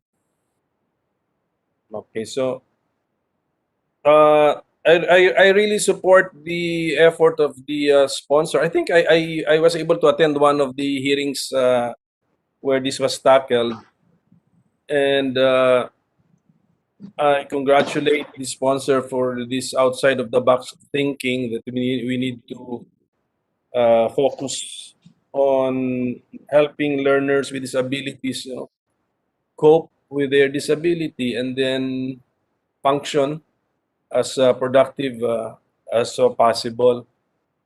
So if we look at the budget, sir, where will this system be lodged? Will this be under the budget of the DepEd, or will this be an independent item, separate item in the budget? This will be primarily under the DepEd, Mr. President, but we are not precluding the local government to take the initiative to implement inclusive education, especially building the necessary infrastructures that will support this law, Mr. President. But primarily, the DepEd will be the one implementing this law, Mr. President. So, Mr. President, the budget to be given to the DepEd would be for the personnel required. How about the physical premises that would be passed on to the LGUs? Mr. President, in our bill, we directed the DepEd to be the primary agency to build, to hire the specialists. But we also gave a lot of flexibility for the LGUs because we all know that the DepEd deals with the concerns of the entire nation. And some LGUs took this advocacy as their personal advocacy, and they're willing to spend for talent as well as the infrastructure necessary. So primarily the DepEd, however, the LGU can supplement the required items to fully implement the law, Mr. President. So for example, sir, to the Valenzuela Special Education Center that is owned by the LGU. So when this measure becomes law, will the physical premises be donated by the LGU to the DepEd, or there will just be an agreement that the DepEd now will run the ILRC? Mr. President, in the case of Valenzuela, it's a DepEd sanctioned and DepEd supervised facility. Although the facility itself was built by the local government unit. The local government unit bought the land, they built the facility as shown earlier, and they hired some of the aides and the specialists that is required by the center, Mr. President. However, the curriculum, the programs, as well as the supervisor, in this case, Ms. Tess Pangan, is a DepEd employee. So that the DepEd supervises and also monitors the activities inside the center because it's important that this supervision is important because the end goal is to include them in general education. No? So the center is a form of intervention, but the end goal is for the child to enter general education. So the general education school should know exactly the programs being launched in the center, Mr. President. Just to be clarified, Mr. President. So, for example, this bill becomes law. That particular special education center in Valenzuela will be turned over to the DepEd, so that it will be run like the ILRC. So si LGU, sir, hindi na makikialam. Wala siyang pakialam even sa hiring ng tao, even sa acceptance of the learners. In effect, nag-build lang siya and then i-contract niya siguro sa it's either a use of rock sa DepEd or any other contract, turning the physical premises over to DepEd so that the ILRC can be implemented. Mr. President, we didn't specify in the law to give flexibility to the arrangement between the LGU and DepEd. Like in our case, it's there's an agreement that supervision and monitoring will be undertaken by DepEd, but the cost of running and staffing and improving the facility will be with the LGU. So it's a mutual agreement on that type of arrangement. So we didn't specify in the law a turnover. We will let the LGU and the DepEd to come up with their own arrangement regarding the center, Mr. President. But Mr. President, does this bill mandate the LGU to provide the premises for the ILRC? Kasi ang ngayon natin mangyari, sir, is merong mga, syempre yung mga mayayaman na LGU can provide yung mga we are mentioning cities and municipalities here. So baka may municipality na hindi ma-afford, then when will we ever see the ILRC in the said municipality? So, Mr. mm, yes, sir. Yeah, Mr. President, we didn't mandate the turnover of the center to the DepEd. In the bill, we specified shared responsibility. So they can come up with different arrangement depending on the situation on the ground, Mr. President. Sige, sir. But sige, sir, kung pwede yan ang pag-aralan din natin to ensure that the learner with disability in even the poorest of the municipalities will benefit under the law and will not have to travel to the city center of the regional capital. Is that the plan, Mr. President? Yes, Mr. President, that's the So- plan, so- Mr. President, to make available the Learning Resource Center or ILRC to all municipalities, especially those ones with high level of learners with disabilities, Mr. President. So, yes, sir. So, in effect, sir, this will be the school for learners with disability, and it will be for free, Mr. President. Yes, Mr. President. Mr. President, I would not call it the school, but I would call it an intervention center, Mr. President, with adequate resources and support services for the child, Mr. President, because the concept of inclusive education is for the child to enter the general education system, Mr. President. And the goal is to give the necessary support, necessary um, uh, intervention to the child so that the child will gain enough skills for him to thrive in the general education system, Mr. President. Of course, it will really depend on the assessment of the child. Some child will gain those skills faster than others. Some will take time. Some will spend more time in the center. It really depends on the child and the development and the growth of the child, Mr. President.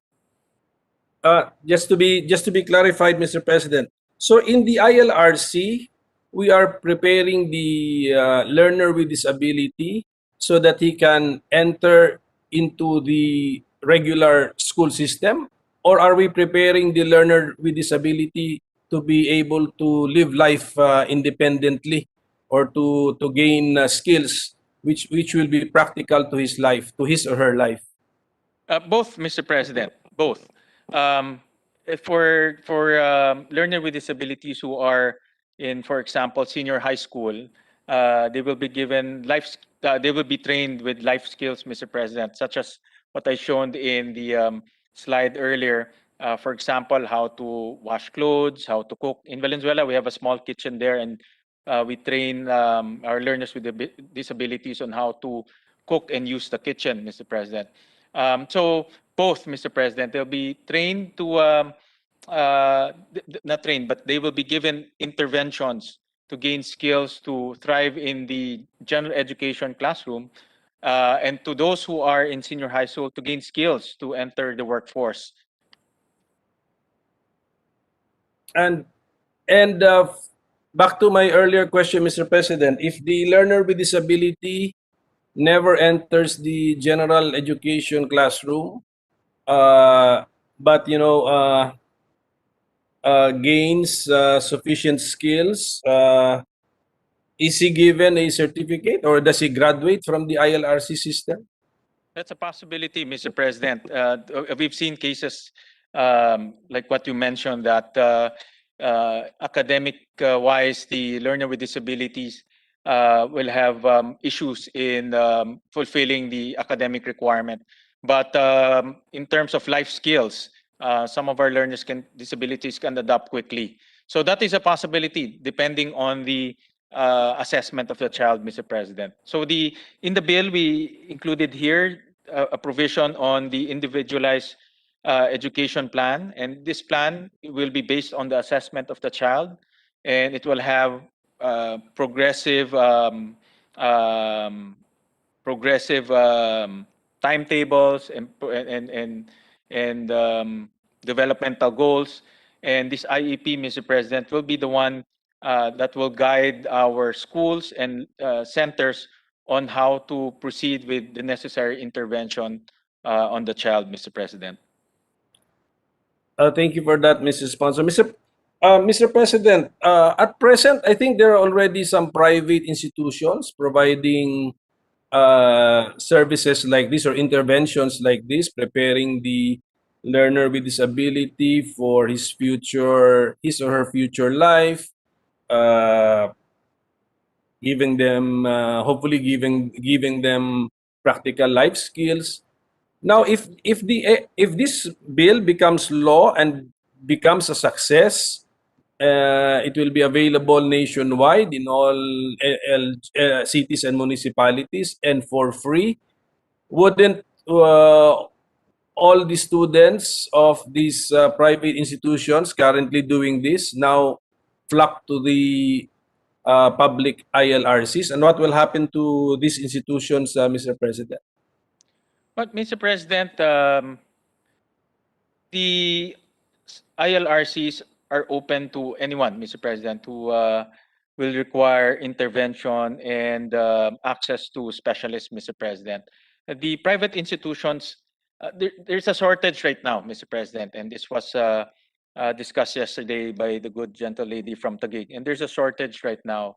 And in the short to medium term, Mr. President, both the private institutions as well as this government facilities will thrive, Mr. President. I think we will probably need a lot of help, no, in order to fulfill the needs of our learners with disabilities. It will take a long time before we reach a point wherein these private institutions will be in competition with the public institutions, Mr. President.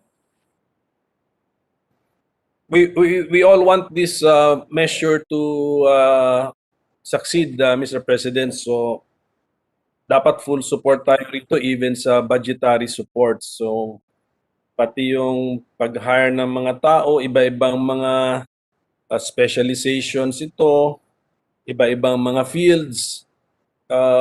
Because tama po ba, Mr. President, sabihin na when we say learners with disabilities, can we count the possible disabilities of a learner, or is this close to limitless? The combination, they can have a physical disability, there is some mental disability, a developmental disability. Ilan po ba yan, Mr. President? That's precisely your question, Mr. President, during our hearing. I remember you asked DepEd that question. In the DepEd's categorization, they have 11 various disabilities, Mr. President. Of course, there are different degrees and spectrums in this disability, Mr. President. So including that, it can be quite limitless, Mr. President. But in that hearing where His Honor asked the DepEd, there are about 11 medically diagnosed disability and 8 disabilities through manifestations, Mr. President.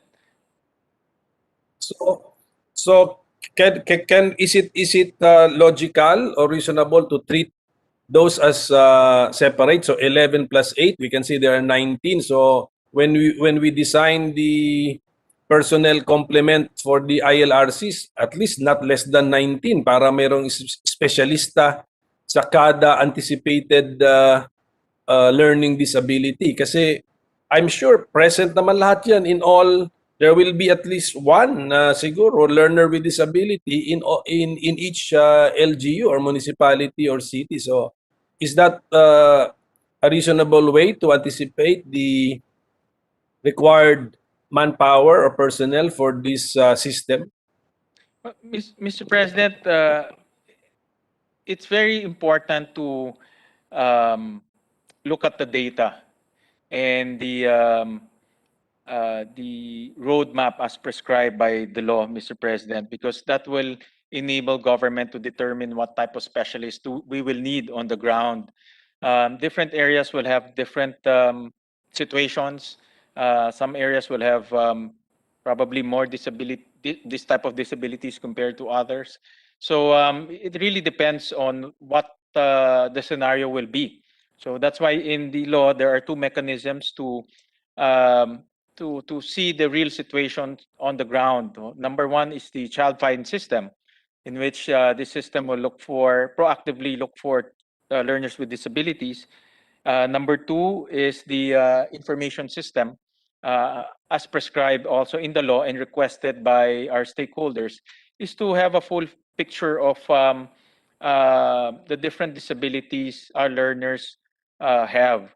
And with this information, government can now make the necessary adjustment and the necessary and allocate the necessary budget to hire the specialist, allocate budget for equipment, allocate budget for infrastructure if necessary, Mr. President. Thank you for that. That's why I asked that question, Mr. President, because we have to give full support to this measure because Yes, it's Mr. very important, it's timely, and we want it to succeed. So i-compute na natin ng tama ano talaga ang budget na kakailanganin dito. Sa tingin ko yung 11 plus 8 dapat yun ang minimum faculty or teaching personnel ng kada ILRC, kada munisipyo and city. So i-round off plus the supervisor, round off na natin sa 20 times 1,600 ba yun nabanggit kanina. So that's the total number minimum. So and then so that we will know that our college students now, the young people now who will choose a career in this field will know that there is a career waiting because for them, because this will be an institutionalized system, yung ILRC system. Thank you, Mr. President. His Honor pointed out a very good effect of the law. When this bill becomes a law, it will also trigger what is required by the government and also by the law. And it will now trigger, or it's a form of signaling on what students can take in order to gain employment in this type of field, Mr. President. So I can see that the law also creates demand for different specialties, and that signals the market, or that signals at least the senior high school students on what type of courses they will take, because there's a demand for those type of specialists, Mr. President. Mr. President, with the permission of the two gentlemen. Okay, ma'am. Yes, Senator Cayetano. Thank you. Very short. This discussion right now on how the law would trigger job opportunities and give the students an idea of what career path they can take. I recall in the hearing of His Honor, the chair of the Committee on Basic Education, when we had as the resource persons, I think it was the Association of the Guidance Counselor, does His Honor recall? They were pointing out to us that there is no career path for guidance counselors. It's like a dead end. I think there are just 2 levels, something like that. So it's the way we structured our plantilla in DepEd for guidance counselor does not in any way encourage them to be guidance counselors. So I think we took this up in connection with mental health of young students. And so I'd like to point out that this discussion is very relevant, the points raised by Senator Pimentel. And I think I would, at this point, maybe ask His Honor to consider crafting a provision that really goes deeper than we normally do, because otherwise, again, it might end up like the guidance counselor. I would hazard a guess that the need for guidance counselor is still bigger because every student would somehow need access to a guidance counselor as opposed to the percentage of students who have learning disabilities, right? And yet, if we cannot fill the guidance counselor positions, what more those other specialized positions? So beyond recognizing it, I think we need to really craft stronger provisions that ensures that these positions are created, and even the career path, so that it really becomes something that a student would look forward to. That's just my input to the two gentlemen. Thank you. Thank you. Thank you. Thank you, the good gentle lady from Taguig. That's a very good suggestion that we don't want the specialist to end up with zero career path. In fact, part of the uh, encouragement or part of the incentive for this specialist to work in government is they see some progression in their careers. And it's a good suggestion, and we will definitely include that in our list of improvements in the bill. And one more suggestion, Mr. President, to the good sponsor. When we give publicity to this bill, can we mention already in the press release can we mention the courses which will be important, deemed important, or made important under this bill? Para kasi it takes time to produce graduates in these courses, all the more for specialists to produce specialists. Yes, Mr. President, that's a good way of attracting specialists to, well, it's a good way to attract potential specialists, those who are still studying in senior high school to take up these courses, and those Yes, who are in college to attract them to work for government, or at least give some time to government service. If Your Honor already knows these courses, can we mention them para malaman ko na rin, ikakalat ko na rin yung courses? Specialist. Well, number one, Mr. President, is the special needs education. Is that, sir, a specific course in tertiary education? Ganyan? Yes, it's already good. it's a specific course. Used to be special. They call it special education, but the terminologies have changed, and now it's called special needs education, focusing on the needs. And then we will also require guidance counselors, developmental pediatricians, physical therapists, actually, but it's not a problem in our country. We have abundant physical therapists, occupational therapists, speech language pathologists. These are the specialists that we will need to launch a intervention, to provide intervention, Mr. President.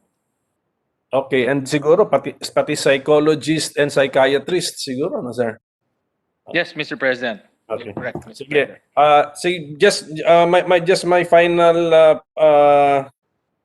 area of interest, sir. How is the intervention being done today to help learners with disability? Mr. President, generally speaking, some LGUs, especially in Metro Manila, have this type of special education centers already. I have seen some of those special education centers, and the concept is largely the same. There are specialists, there are equipment, and there are training aids that provide interventions to our learners with disabilities. But generally, they are in what we call integrated classrooms.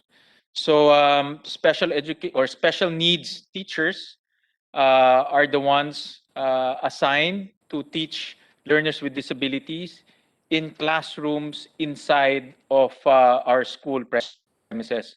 So meaning the child is inside the school, but he's segregated to a different classroom, and that classroom is staffed with a special education teacher. And the reason for that, Mr. President, is because of the lack of assessment. So there is a general treatment there's a general treatment of learners with disabilities in our schools, Mr. President. So it's not the concept that we are promoting here, but because of the lack of access to specialists, that became a sort of like a interim method to teach our learners with disabilities. So thank you for that, sir. So talagang ano yung concept mo dito? Whole of is it whole of community approach? Whole of community approach, Mr. President. We really need this, no? Even yung sa mga estudyante pa lang ngayon, kailangan ihanda na nila yung plano nila. Ito na lang, sir, tignan natin yung council. May council yata. What's the relationship with the DepEd? Baka magkagulo-gulo sila. Mr. President, in the past, kanina term yun? May council. During the term of Secretary Luistro, he established an advisory council composed of different organizations from the composed of organizations from different disabilities, Mr. President, and it became an effective way to get suggestions, consult, and get advice from the stakeholders themselves. And it was not continued under this present administration, and that's one of the effective ways of getting a broader view on how to improve our methodology in reaching out to our learners with disabilities. I've interacted with these groups, Mr. President, and they are so passionate. And in fact, a lot of them took continuously update their knowledge on how to educate our learners with disabilities. And it's good to tap into their knowledge base. And it's good for DepEd to tap into their knowledge base, Mr. President. So the advisory council is set up without any compensation or numeration, Mr. President. It's basically a advisory body that will help DepEd come up with policies and programs that will help our learners with disabilities, Mr. President. Thank you, sir. At any rate, I think the bill is clear, huh? That this ILRC system will be implemented by the DepEd because the bill calls for the creation of a bureau precisely for this purpose, Mr. President. Mr. President, we after consulting with the stakeholders and DepEd, we are amending this. This bureau, Mr. President. There's an existing bureau now. It's called the Bureau of Learning Delivery, Mr. President. And the reason for that, Mr. President, is we don't want a separate bureau for our learners with disabilities because it highlights the difference between our learners with disabilities and our learners in general education. So the concept here is inclusion. So meaning our learners with disabilities at one point should be included in general education. And the way forward to do that is to provide services and intervention, Mr. President. So after consulting with our stakeholders, especially experts in UP, headed by Dr. Bustos, we will amend that and integrate the implementation of this law to the existing structure of DepEd. Anyway, at any rate, that really clarifies that the DepEd is the agency in charge. So I manifest my full support, Mr. President, Mr. Sponsor, for your bill and request that I also be made a co-author and allow us to also help you anticipate some of the possible problems in implementing such a large program. And then dapat if we are in full support of the measure, let be an all-out support even up to the budgetary needs of the program, because I think this really needs a big budgetary support because we cannot leave the implementation of the program at the generosity of the LGUs.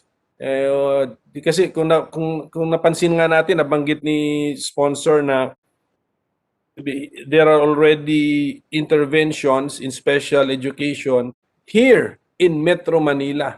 So kung wala tayong ma-site na LGU outside of Metro Manila, that means that budget is important. So kailangan na medyo mayaman na LGU for the current system in intervening in special education to be implemented. So this is a very good measure, but it needs our complete support all the way up to the budget process. So congratulations to the sponsor, Mr. President, and thank you for your patience giving me the time.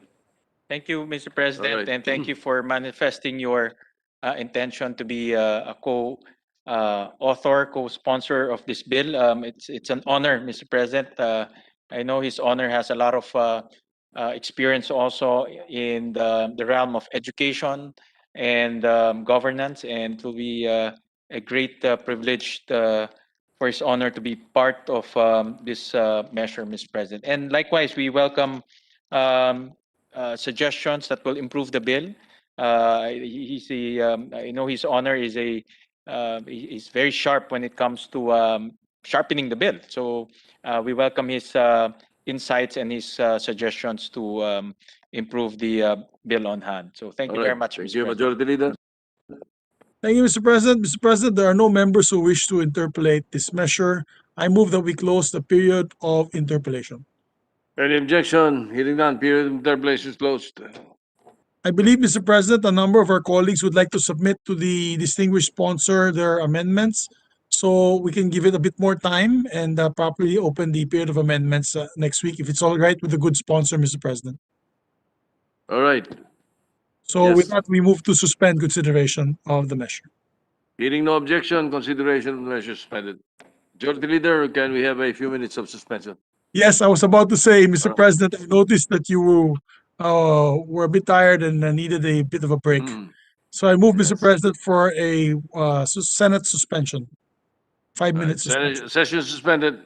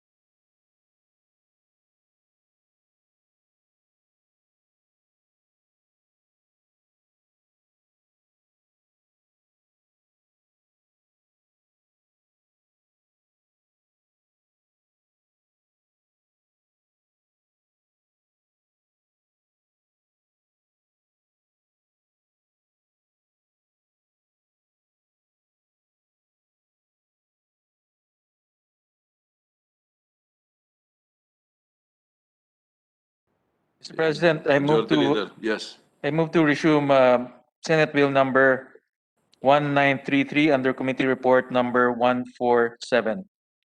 Any objection? Hearing none, consideration of the measure is in order.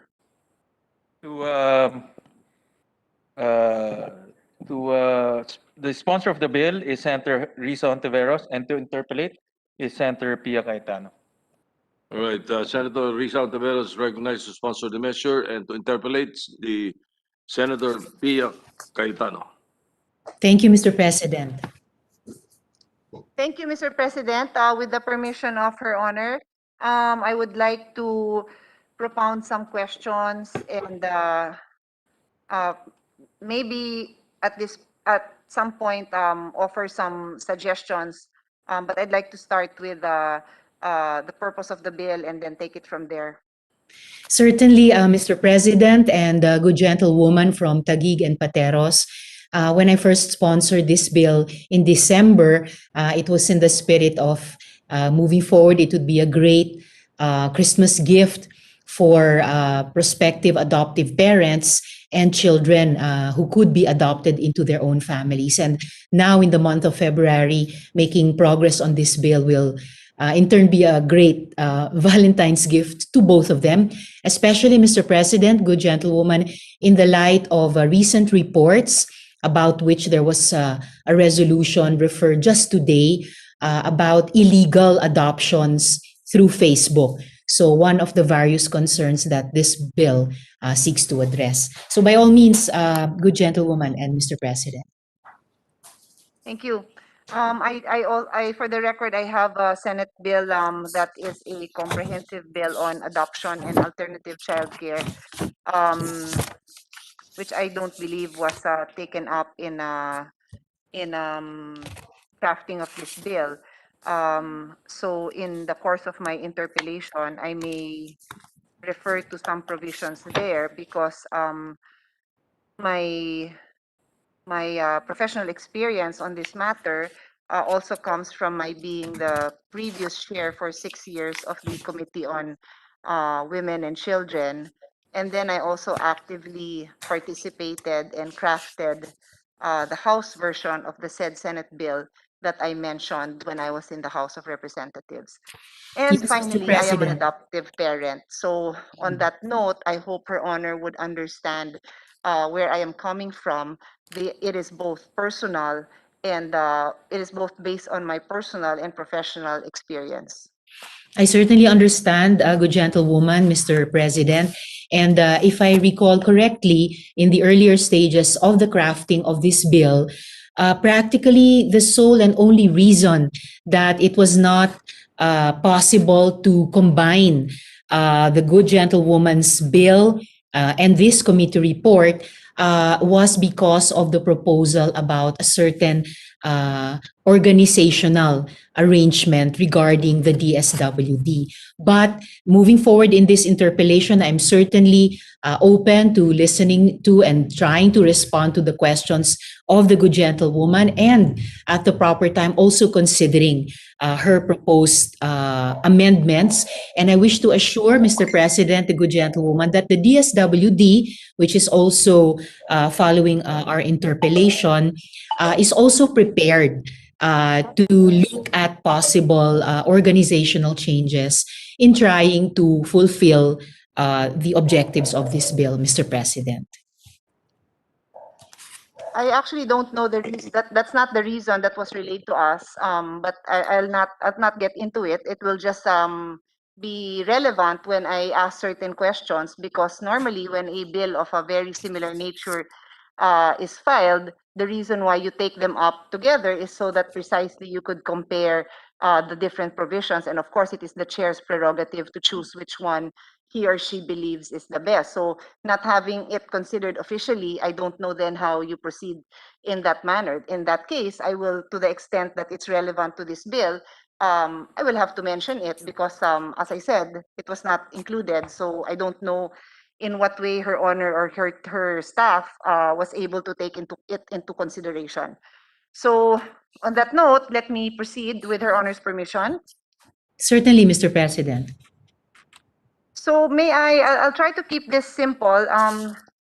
Do I gather correctly that the main objective of this bill is to provide a expeditious but obviously still a safe mechanism or procedure for adoption? In other words, we know that the process of adoption can be lengthy, and therefore the main objective of this bill would be to provide an administrative adoption as now the one and only, not even an alternative, but the only mode of finalizing an adoption of a child. And as I said, is that correct? That the main objective is really to expedite the process. Her Honor's in mute. Her Honor's on mute. I'm sorry about that. That is correct, Mr. President, good gentlewoman. As stated in Section 3 objective, this act shall provide for and allow simpler and inexpensive domestic administrative adoption proceedings. The good gentlewoman is probably familiar that currently, because of the judicial processes required for adoption, adoptions can take on average as long as 2 to 3 years in order to be concluded. One objective of this bill is to shorten that period to several or many months, hopefully within a 1-year time frame, while at the same time, as the good gentlewoman said, still providing for the protection of the child in the best interests of the child. And the simpler adoption proceedings are contemplated through administrative proceedings rather than the judicial proceedings that are now required and on which are rooted the existing or the current executive order and 5 Republic Acts, which have to do with various aspects of adoption, Mr. President. Thank you. So so I just wanted to establish that so that at least when I proceed with my questions, it's clear to me that my understanding of the primary purpose of this bill is clear, and that is my understanding. So thank you for that. So Her Honor specifically said that currently it may take 2 to 3 years, and I'm sure Her Honor has also had the opportunity to speak with adoptive parents who have had horror stories about the judicial process itself, not just the delays, but sometimes sadly, how do I put it, the insensitivity also of some judges, which is a little bit surprising to me considering that these are already family court judges, no? But I've heard it from adoptive parents I know. So, and I see Her Honor nodding her head. So Yes, Mr. President. we are both in accord on knowing, understanding the experiences of these parents, no? So when Her Honor says it takes around 2 to 3 years, sometimes longer, Her Honor is referring to the entire process. That is correct, Mr. President. One of the main features of the existing adoption laws, when we compared it with this Senate Bill 1933, is that the finalization in court can take from 1 to 3 years. So actually, Mr. President, good gentlewoman, that may not yet include the pre-adoption proceedings. That is just the judicial proceedings proper, Mr. President. So based on Her Honor's knowledge, it could take 1 to 3 years, and I think 1 year is a good. It would already be considered a good response. No? I mean, any of the practicing lawyers here would say to resolve something in 1 year is pretty good already. So Her Honor is saying 1 to 3 years on the judicial side. So what about on the Yes, Mr. pre-judicial side? During this period, for the sake of our colleagues who are not that familiar with the process, I'll just summarize it. But basically, there's the case study to determine the competence, to determine exactly the status of the child, and then to look into the status of the adoptive parents. What is their family situation? Are they married? Are they happily? Do they have a happy home together? They're financially stable, blah, blah, blah. And then you have the matching process. And then after that, you have the issuance of the pre-adoption placement authority. I'm basing this on the bill more or less, but it is more or less the practice also now. and then there's the trial custody. So all of this happens prior to the filing of a adoption in court. How long does this process take currently, Madam Sponsor? Mr. President, good gentlewoman, per the DSWD, those steps in the pre-adoption process, even before the potential adoptive parents and the child can get to the court process proper, could take as long as 11 months. So halos po isang taon din yung pre-court process bago pa tumuntong dun sa court proceedings, which could take at least 1 year or even up to 3 years. So for example, good gentlewoman, Mr. President, the regional and interregional matching conference could happen within 1 month, except for the cases of relatives and adults. Before that regional or interregional matching conference, there could be about 4 months within which there's a processing for the CD-CLAA, the Certificate of Declaration of the Child as legally available for adoption. After the 1 month regional or interregional matching conference would be what the good gentlewoman mentioned, the supervised trial custody or STC with regular monitoring, which could take as long as 6 months or half a year. So first, the 4 months to process the CD-CLAA or that certificate, plus a month for the regional or interregional matching conference, and then 6 months of the supervised trial custody. So halos isang taon po, Mr. President, good gentlewoman, before even going into the further procedures with DSWD and the judicial process itself, Mr. President. Thank you for that. And for I'm sure Her Honor knows this. I'm also very familiar because being adoptive mother, I've gone through the process. But to spread it into the record, the social worker that attends to these documentations that are going to be prepared could be a DSWD social worker or could be a accredited DSWD, a social worker from an accredited agency. Is that correct? That is correct, Mr. President. All of these are either in-house department social workers or social workers in the accredited agencies, Mr. Okay. President. Does Her Honor have the figures as to how many children were declared legally available for adoption? 2020, maybe 2020 was a different kind of year. So maybe in the last few years, how many children were declared for adoption?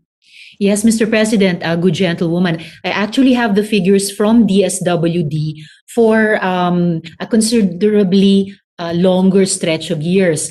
This is their data from 2009 till 2020. The department says that they were able to issue 8,036 CD-CLAAs or certificates declaring the child legally available for adoption.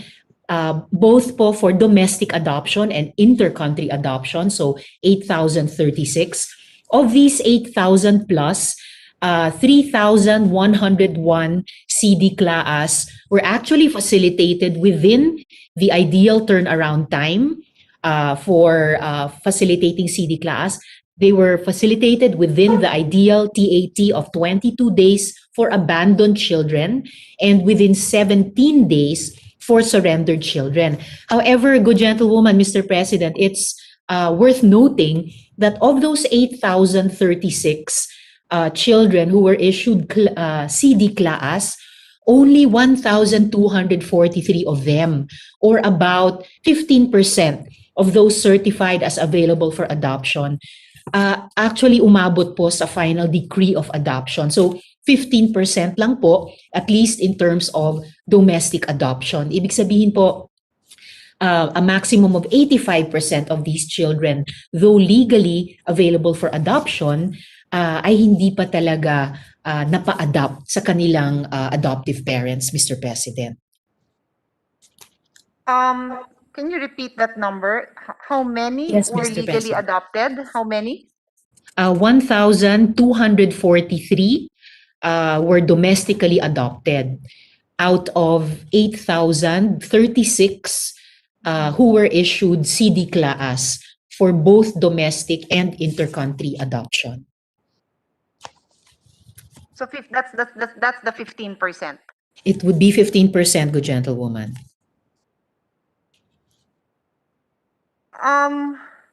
Your Honor, the number I have is 8,027. The number you have is 8,036. So it's just a difference of Yes, 9. Mr. President.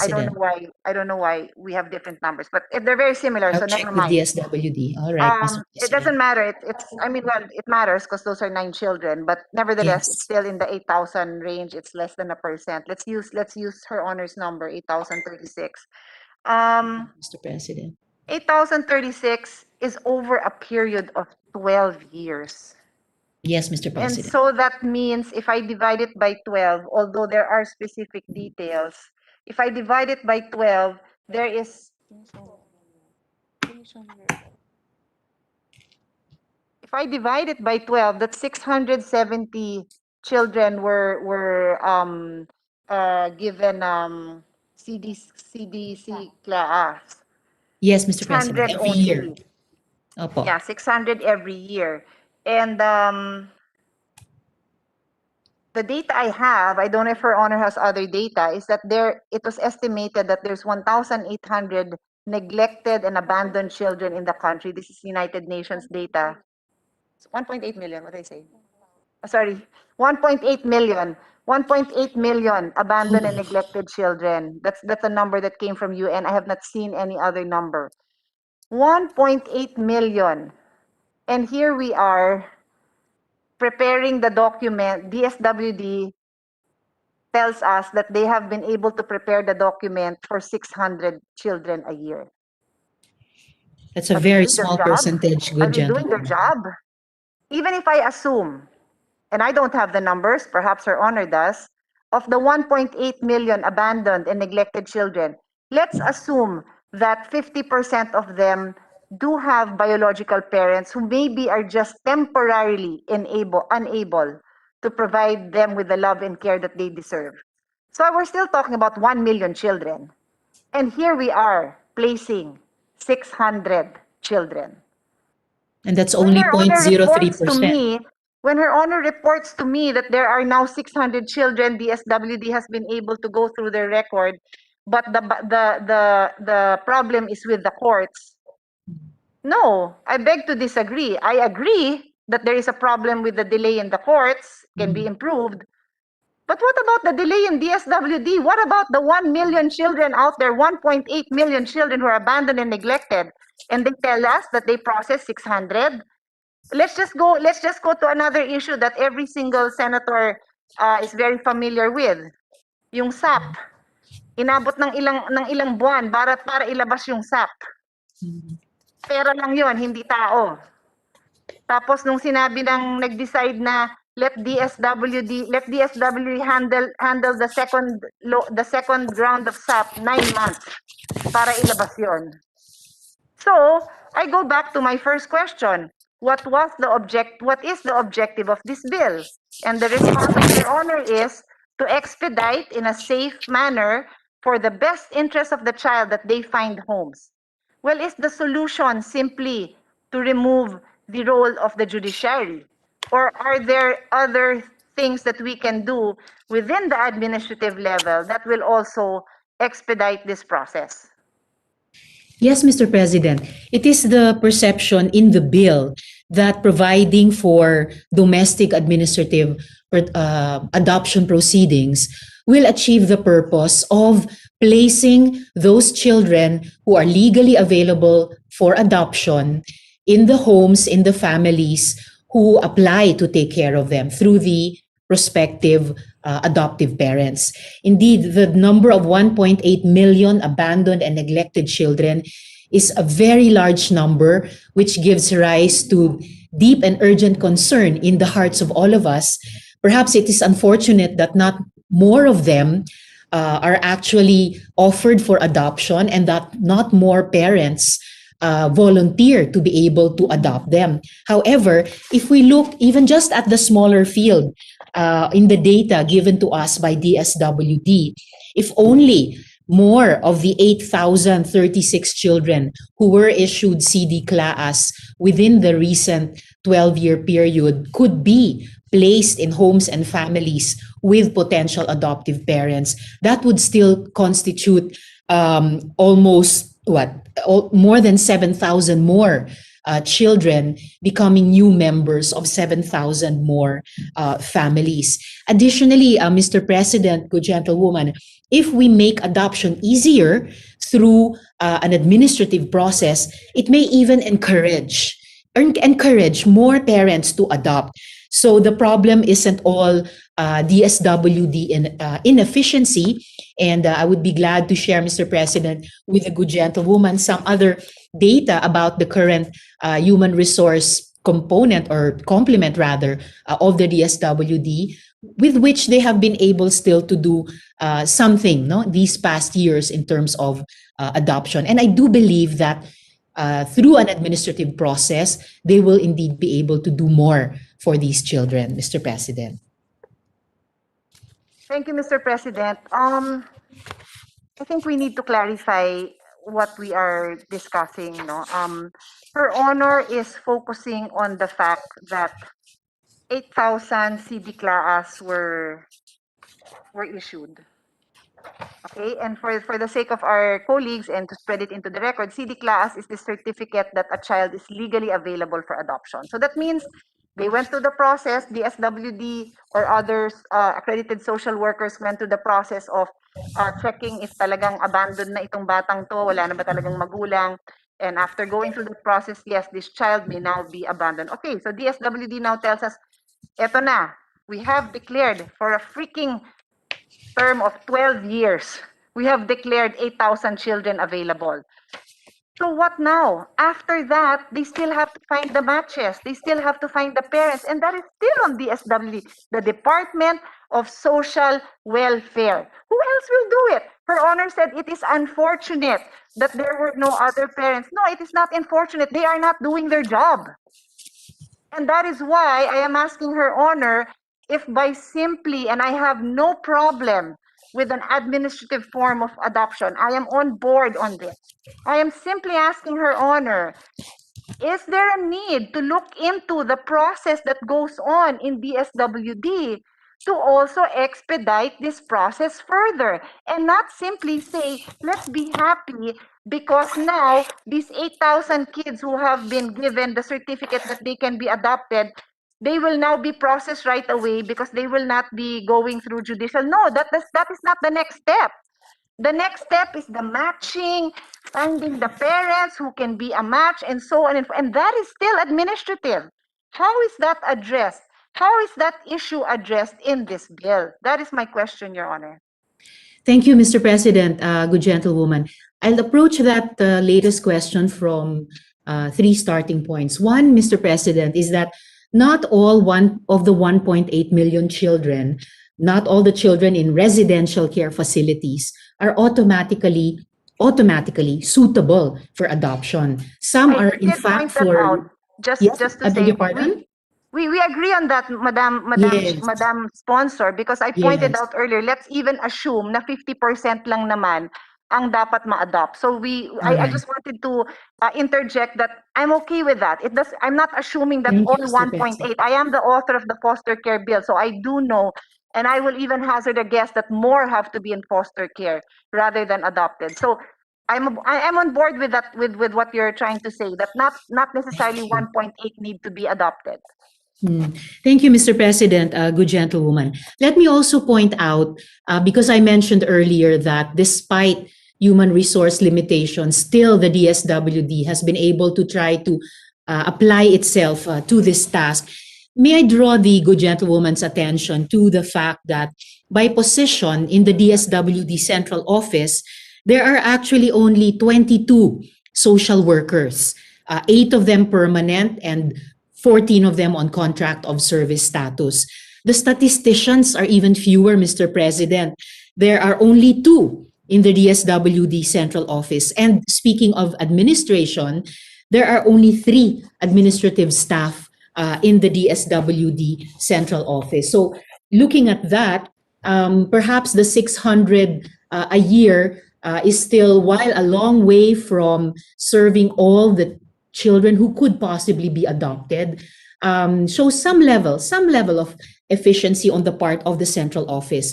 In the field offices of DSWD, and this is all over the country, Mr. President, good gentlewoman, their social workers would only amount to 102, 38 permanent and 64 contract of service.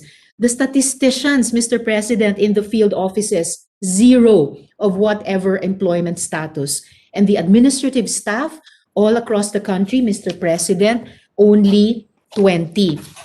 And so that is the reason, Mr. President, good gentlewoman, that one of the provisions in this Senate Bill 1933 seeks that in addition to the group of licensed social workers from the DSWD and the accredited agencies who can make those assessment and home study reports, or HSRs, that other social workers with at least 3 years experience in handling adoption cases, as certified or accredited by the DSWD, could also make the assessment and HSR to provide more of a pool of social workers in anticipation of the increase of the number of prospective adoptive parents. So in the bill, Mr. President, good gentlewoman, is the hope that if we provide for a shorter, less expensive administrative proceeding as compared with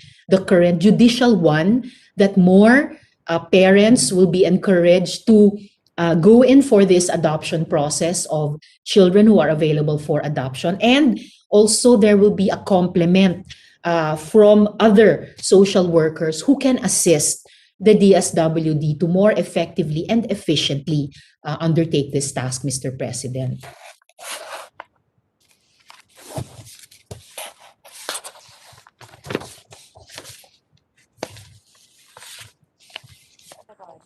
I thank Her Honor for that information. And yes, I also support the need and the mandate for the authority to accredit more social workers. I have a couple of things I'd like to spread into the record on that, though. Is Her Honor aware that we do have a shortage of social workers in the country? So if Her Honor had the chance to follow the discussion on inclusive education, that's also something similar. It is similar in the sense that you can mandate it, but if there is no provision there in the bill that would require CHED to also act on it, to promote this actively as a viable career for young people, again, it remains a desire. It remains to be a vague dream for us to just have more social workers. So may I ask Her Honor to consider including a provision that would also mandate that our agencies work together to also project the need for social workers, to include it as priority courses. If it should be a priority, I leave that to Her Honor. But to ensure that the demand, that the schools that will provide for the social work programs are on speed with what we're trying to do, because otherwise, with the current setup, we don't have enough social workers. Indeed, Mr. President, the good gentlewoman was reading my mind. I did, when she started on this line of observation, I did recall the previous interpellation of the Inclusive Education Bill. And yes, at the proper time, I will favorably consider a proposed amendment in terms of the CHED encouraging tertiary level students, higher education students, to consider, a greater number of them, to consider a career in social work, to take care of various needs in our society, including the one we are considering now. Additionally, Mr. President, a reason that more social workers for this and other tasks would be important is that we can't overly expedite and simplify the process before the issuance of the CD class, because we need to check against trafficking.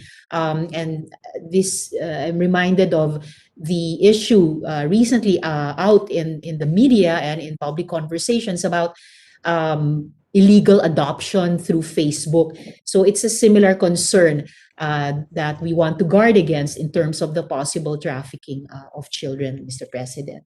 Yes, we share the same concern, and that's why I always go back to that. What is the objective of the bill, and that we both agree that we want an expeditious adoption process, but always safe, not creating any shortcuts or loopholes that can be taken advantage of. So we are on the same page when it comes to that. But going back to the point on accrediting more social workers. I actually have made intervention. This representation has made intervention that actually addresses this trafficking issue on point, because instead of just accrediting social workers, we actually inserted into the budget of DSWD additional plantilla positions for social workers. Is Her Honor familiar with this? Yes, Mr. President, good gentlewoman, it was a very good feature of our GAA. So these are the kind of interventions that I was hoping to see in the bill to ensure that the agency is properly equipped to do its job. And so another intervention we made in the 2021 GAA is also to promote precisely what we discussed: social work and guidance counseling, which goes into inclusive education. Well, not so much inclusive education, but just mental health and overall wellness of the children.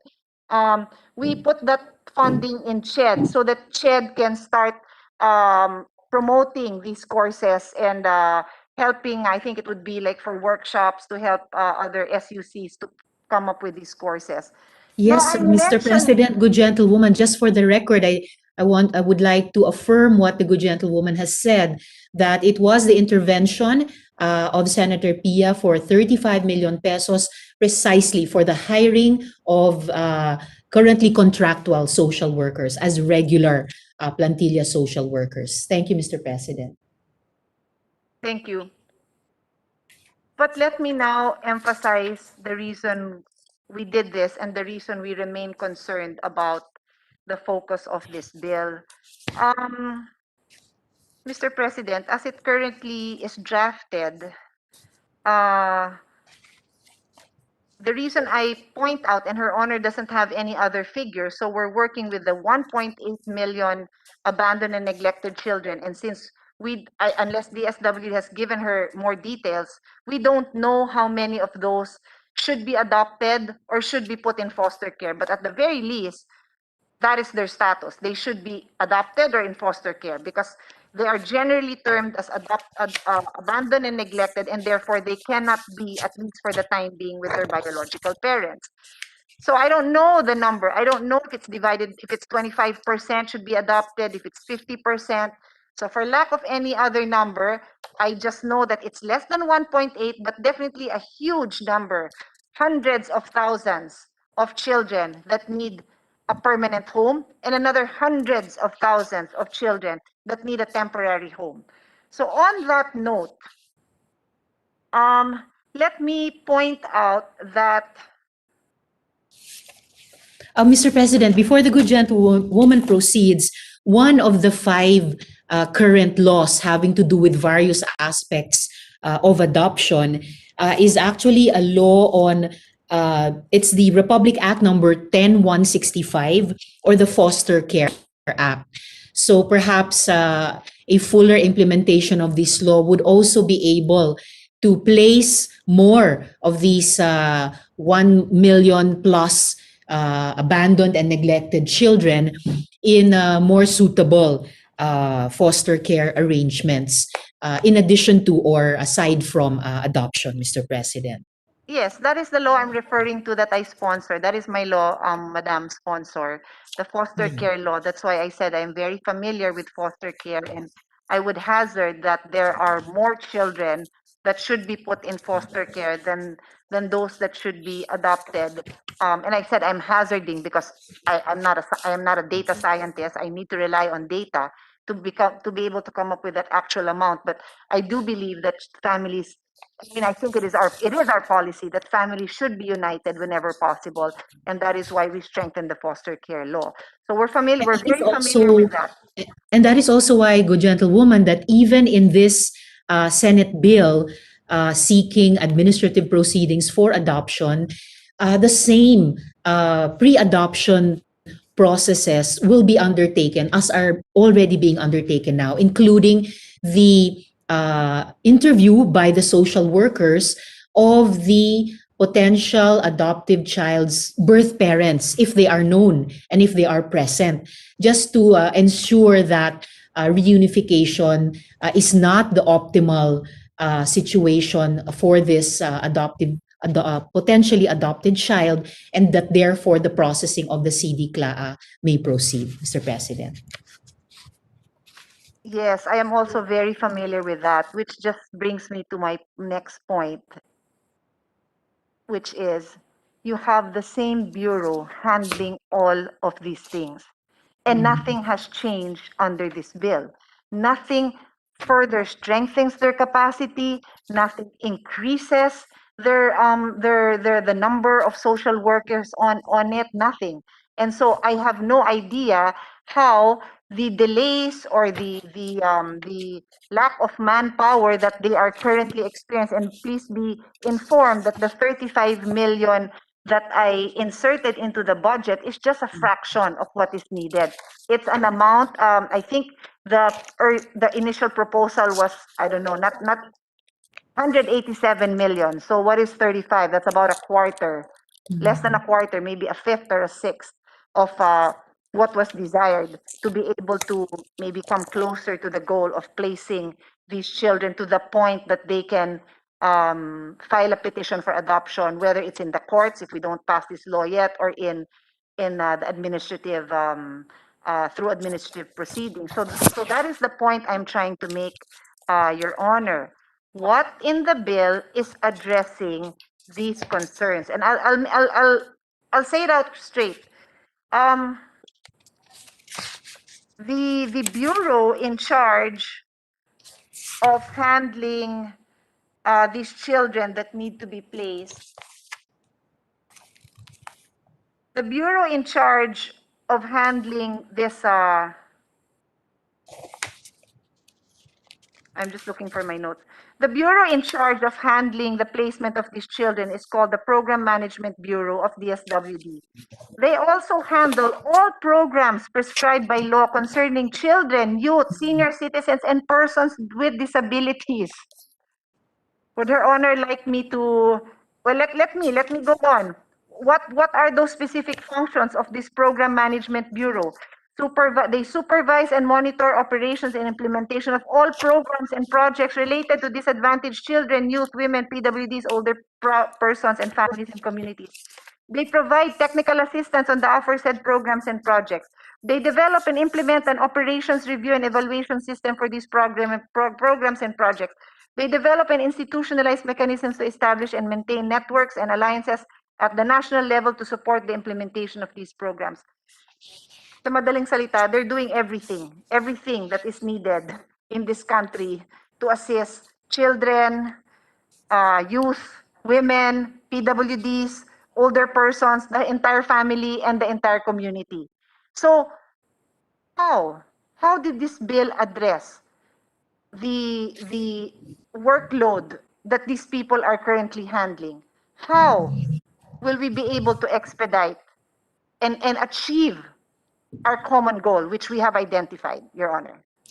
Mr. President, the conditions that the good gentlewoman has described coincide also with the common reasons for delay identified by the DSWD itself in terms of the movement of cases for adoption.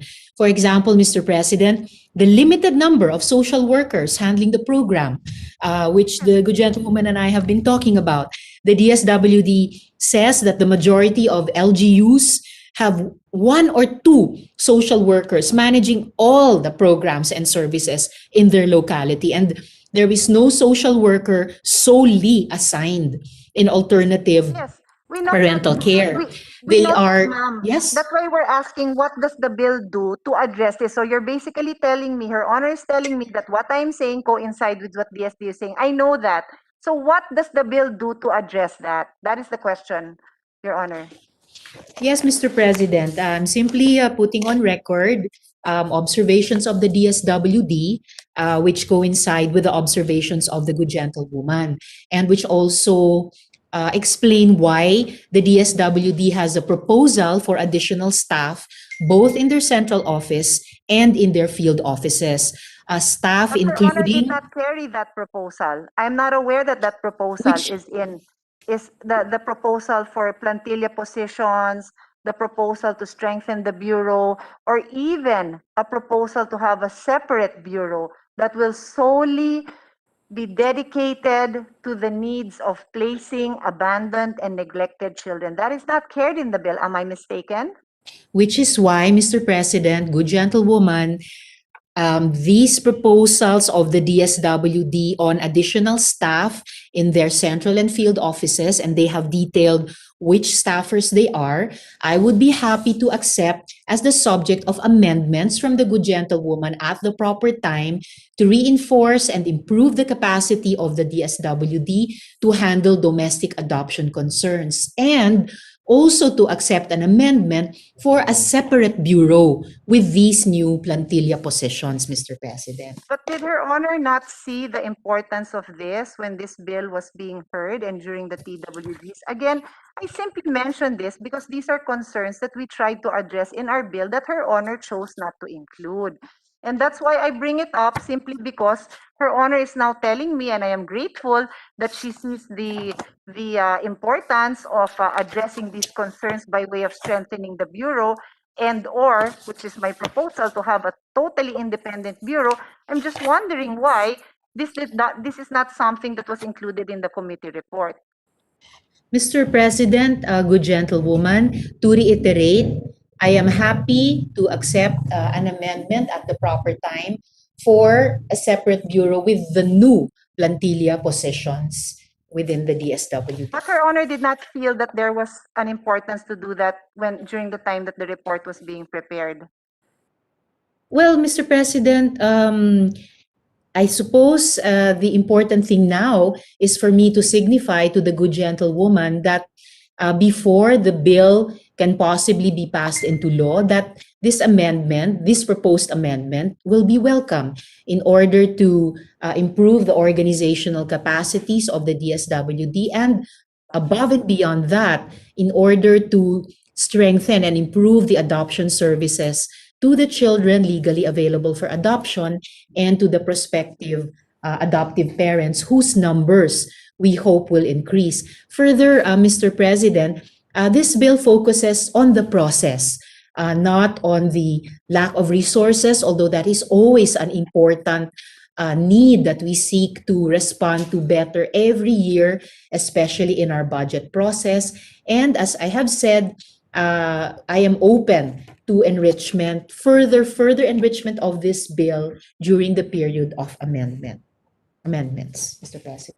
Thank you for that, but I'd just like to emphasize that the process cannot solve the problem if there is a lack of understanding of where the problem lies. And that's precisely why I am emphasizing that, because of my personal experiences and because of my experiences having chaired the committee and having worked on similar bills when I was in the House, we are familiar with where the issues lie. And we were hoping that we would have the chance during the committee hearings to already propose this, to make the job of Her Honor simpler, that those proposals would be considered. Given that they were not, I am happy that Her Honor is considering it now. But what I'd like to also take up now is this. So what we talked about is a separate bureau that would be totally dedicated to addressing abandoned and neglected children. Thank you for that. But is Her Honor And aware further, Mr. that President, good gentlewoman, our stakeholders, including especially the adoptive parents, at least during the hearings, they didn't complain about the DSWD process. Just for the record, Mr. President. I don't know who your stakeholders you invited, but I have been in many stakeholders meeting, both as an adoptive parent myself and as a legislator, and the first thing that they complain about is the process. So we may be listening to different stakeholders. I cannot comment on that. I cannot. Or perhaps, Mr. President, good gentlewoman, since the common complaint is something or other about the process, I believe that is why a main focus of attention of this bill is to provide by law that administrative proceedings shall be sufficient under the law to place children legally available for adoption in families with their prospective adoptive parents, Mr. President. Yes, but Madam Sponsor, that statement fails to recognize that there is also a failure in the delivery of the services in the administrative level prior to the petition for adoption. Her Honor's bill, with all due respect, is addressing a problem that we both recognize, which is the judicial phase, which we are now changing into administrative phase. But Her Honor has basically agreed with me earlier that in the pre-adoption stage, where we go through the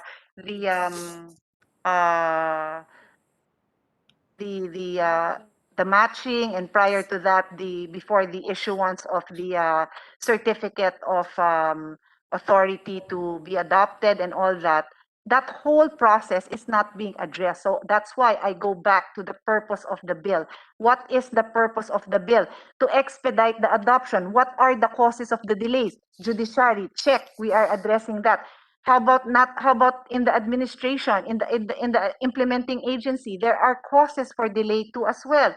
Are we addressing that? And I humbly submit that the bill does not address that. So Her Honor has recognized that by saying that she is open to strengthen the bureau, or in fact create another bureau altogether to address that. So that's all I'm saying. That let's address that other issue.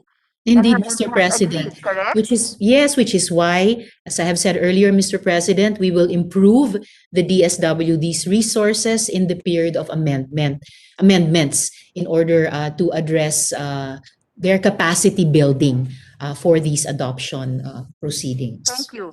And but to take it further, Mr. President, I wanted to find out if Her Honor is familiar with practices in other jurisdictions about wherein there are separate agencies altogether that handle adoption. Is Her Honor familiar with such cases? That could be the case, Mr. President. However, we are treating here of currently judicial proceedings as they have evolved here in the Philippines, and then over the years, with inputs from the various stakeholders, including the adoptive parents themselves, seeking to evolve it to be more responsive, and that is why we are seeking the support of the Senate for administrative proceedings for adoption, Mr. President. Yes, I'm not questioning that. I've already said a number of times that we support this move to make it administrative. My question was, is Her Honor familiar with the practice in other countries, in other jurisdictions, wherein they have an independent body handling the processing of the adoption and the entire adoption process? I'm just asking, is Her Honor familiar? I'm less familiar, Mr. President, good gentlewoman, with those practices handled by a totally separate structure in other countries. What is very clear to me until this point in time is that, one, the adoptive parents who were also part of the hearings themselves unanimously said that they want DSWD to handle adoption proceedings without judicial proceedings, and they welcome that this new administrative adoption proceeding be administered within the DSWD. Although, as I said earlier, it could be within a new bureau in the department, Mr. President. And I appreciate Her Honor spreading that into the record, but I don't know if it is just the adoptive parents who should be asked about this question. Number one, their main concern is their child, no, their personal experience. As I always say, I also have that personal experience, but perhaps it would be the caregiving agencies, the other stakeholders, the actual parties involved in handling the adoption process that could shed light on this. And let me just proceed so that I can spread it into the record. This is how it is set up in other countries. In Norway, adoption applications are processed by the regional offices of the Children, Youth, and Family Affairs Services.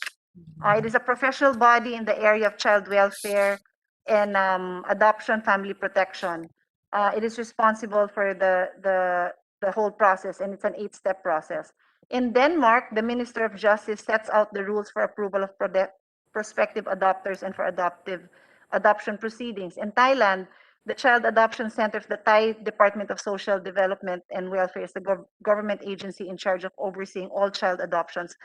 So in those 3 cases that I mentioned, there's a separate entity, Your Honor. I'm just mentioning it. I think it adds to our wealth of information when we know how things are being done. And then here in our own country, we have ICAB, which is the Inter-Country Adoption Board, wherein they handle, after a child is declared as available for adoption, they then handle the process of adoption for adoptive parents in other countries. Now, I mentioned this because in her honors, in the committee report filed, the process as I understand it, and please do correct me if I'm wrong, the groundwork is done by the regional office of DSWD. And then this is submitted. This is already the adoption, the application for to declare the child as legally available for adoption. It would be submitted then to the regional. Hold on, let me just. That is correct, Mr. President. Okay, there we go. So just let me go over that. I'll start from the top. The case study and home study, we discussed that already, then they match it. And then there's an issuance of a pre-adoption placement authority by DSWD. Let me stop right there, because the data we have is that this pre-adoption placement authority, of the 8,027, the number I have, but Her Honor has 8,036 children that were placed over the span of 12 years, only 2,669 children, or about a third, were issued pre-adoption placement authorities, and those are all still within the confines of the implementing agency, DSWD. So I wanted to emphasize that na wow, 8,000 na nga lang yung na-process, and then hindi pa natuloy yung process all the way. Only 2,669 of them were given pre-adoption placement authorities. So 5,358 children did not have pre-adoption placement authorities. So what happened to them? Where's the delay? I don't know if Her Honor has details other than what I know. Hindi lang naaasikaso. They're overworked, they're understaffed, hindi nila kaya as currently set up in their current setup. Would Her Honor agree, or would she like to? Does she have another opinion on this? Because I'm just trying to emphasize that currently, if we stick to the setup, we will not achieve the goal that we have for expediting. We will, to the extent that whatever delays happen at the judiciary level, we will address that. But the delays that happen in the administrative level, we will not be able to address it. Which is probably why the reason, Mr. President, that since out of the 8,027 or 8,036 children issued CD CLAAS, only 2,269, as the good gentlewoman said, were issued pre-adoption placement authorities, probably the reason that at the tail end of that process, only 1,243 children were issued decrees of adoption. Additionally, Mr. President, out of that 8,036, just using my number, Mr. President, ang napunta po- Madam Sponsor, I need to interject because it doesn't follow. 8,000, there were 8,000 children declared legally available. And of the 8,000, the next step was to provide them with a pre-adoption authority. And that was just 2,000. So para there's po this yun gap sa of domestic 5,000. adoption. So Go, when you say gentlemen. only 1,000 eventually got the adoption order, then that means that the judiciary was able to process 50% of them. But what happened to the remaining 5,000 that was left unprocessed in DSWD? That's all I'm trying to point out. The bottleneck is not just with the judiciary. Let's also address the bottleneck in the executive department. Any bottleneck, Mr. President, good gentlewoman, is important, but it may be smaller than the numbers so far show. So if I may place on the record additional numbers to help us solve the mystery and also moving forward, help us solve the problem better. Of those 8,000, just to use the number I got from the SWD, no? Out of the 8,036, Mr. President, na nakakuha ng CD-CLAA, yung napunta sa inter-country adoption ay 3,486. Yung 2,269 po na sinabi ng good gentlewoman, sila po yung na-match for domestic adoption. And I did also mention earlier, Mr. President, that the final 1,243 who received a decree of adoption, they were domestically adopted. So bukod pa po yung adopted inter-country. So the rest po, according to DSWD, remained available for adoption dahil hindi po na-adopt. The majority of them also have special needs. Kaunti po yung na-match locally, ayon po sa DSWD, kasi kakaunti ang local na potential adoptive parents na nag-a-apply kasi ayon sa kanila, mahal ang judicial phase. So, ang unaccounted for pa po natin, good gentlewoman, Mr. President, out of the 8,036, just to use the number I received, ay 1,881. Sila na lang po yung wala pang PAPA or Pre-Adoption Placement Authority. So yun po, Mr. President, good gentlewoman. Thank you. We'll reconcile those figures. In the meantime, I had a quick chat with the acting majority floor leader, and I believe we need to suspend and continue anytime next week. Certainly. Due to the availability of Her Honor. Anyway, I just want to spread into the record that I really was not going to interpolate yet today, but in the interest of moving it forward so that Her Honor knows what my concerns are, I made a point of preparing for today so that Her Honor can already basically see where I am headed, the concerns that I have, and can get the necessary data or also come up with her proposals based on the concerns I have. So to wrap up, my concerns really are we don't need to even discuss on the on eliminating the judiciary process. I recognize that we are on the same page in removing that facet, and we can put in whatever safeguards. I think we will both do whatever we can think of to put the safeguards there. But what I feel there is still a big gap in is addressing the needs of this the needs of DSWD to be able to fulfill that role that they have, because they have not been able to do that. And just by adding in the same way that we added 35 million, that's not that was really pangtawid. That was really just to start the process. But there's a lot we need to do to strengthen that bureaucracy. And I'll have a few more questions next time, and then after that I will submit it to Her Honor for possible amendments. Thank you. Thank you very much, good gentlewoman, Mr. President. I appreciate the questions that the good gentlewoman propounds.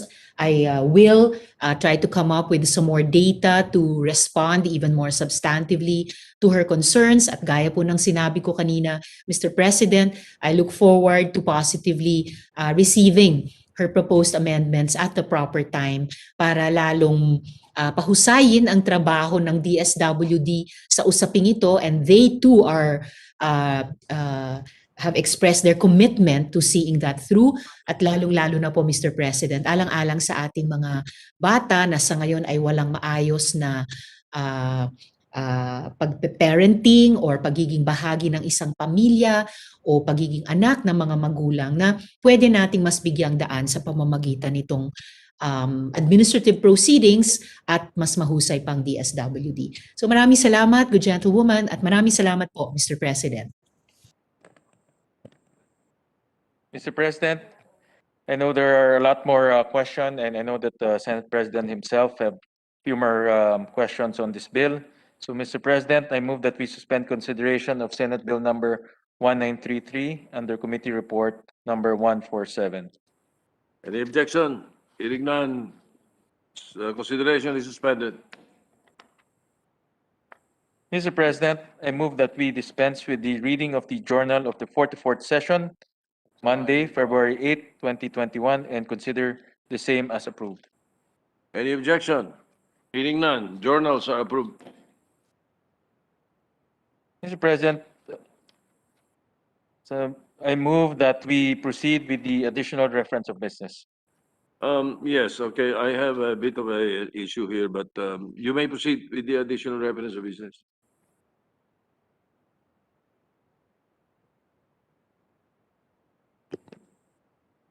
Additional reference of business, bill on first reading, Senate number 2048, an act providing for government financial institutions unified initiatives to distressed enterprises for economic recovery guide, introduced by Senator Go.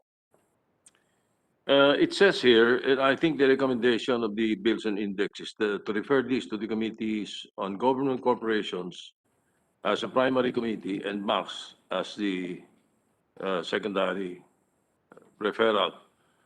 But there were two other bills that were filed to this effect. And as a matter of fact, I was one of the authors of the other bill. And it was originally referred to the Committee on Banks. Later on, there was a request from the office of Senator Grace Poe that this be referred to the Committee on Government Corporations. Now, this is now being referred to the Committee on Government Corporations, but I am informed that even the Bills and Index are saying that it should be in the Committee on Banks. They're just proceeding to suggest Committee on Government Corporations only because for consistency.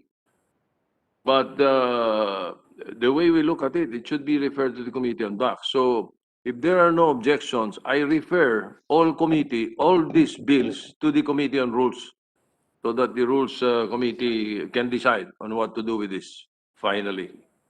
All right, so 2048, 1646, and 2003 filed by this representation are all referred to the Committee on Rules for a proper disposal. May proceed. Right, Mr. President. So the Committee on Rules will resolve that matter. Mm. All right.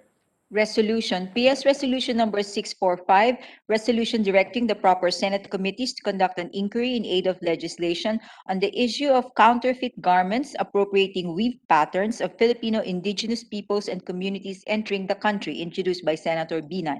To the Committees on Cultural Communities and Trade.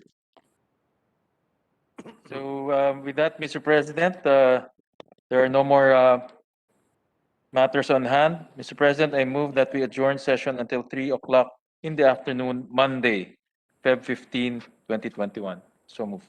Any objection? Chair hears none. The session is adjourned until 3 o'clock in the afternoon of Monday, February 15, 2021. Thank you.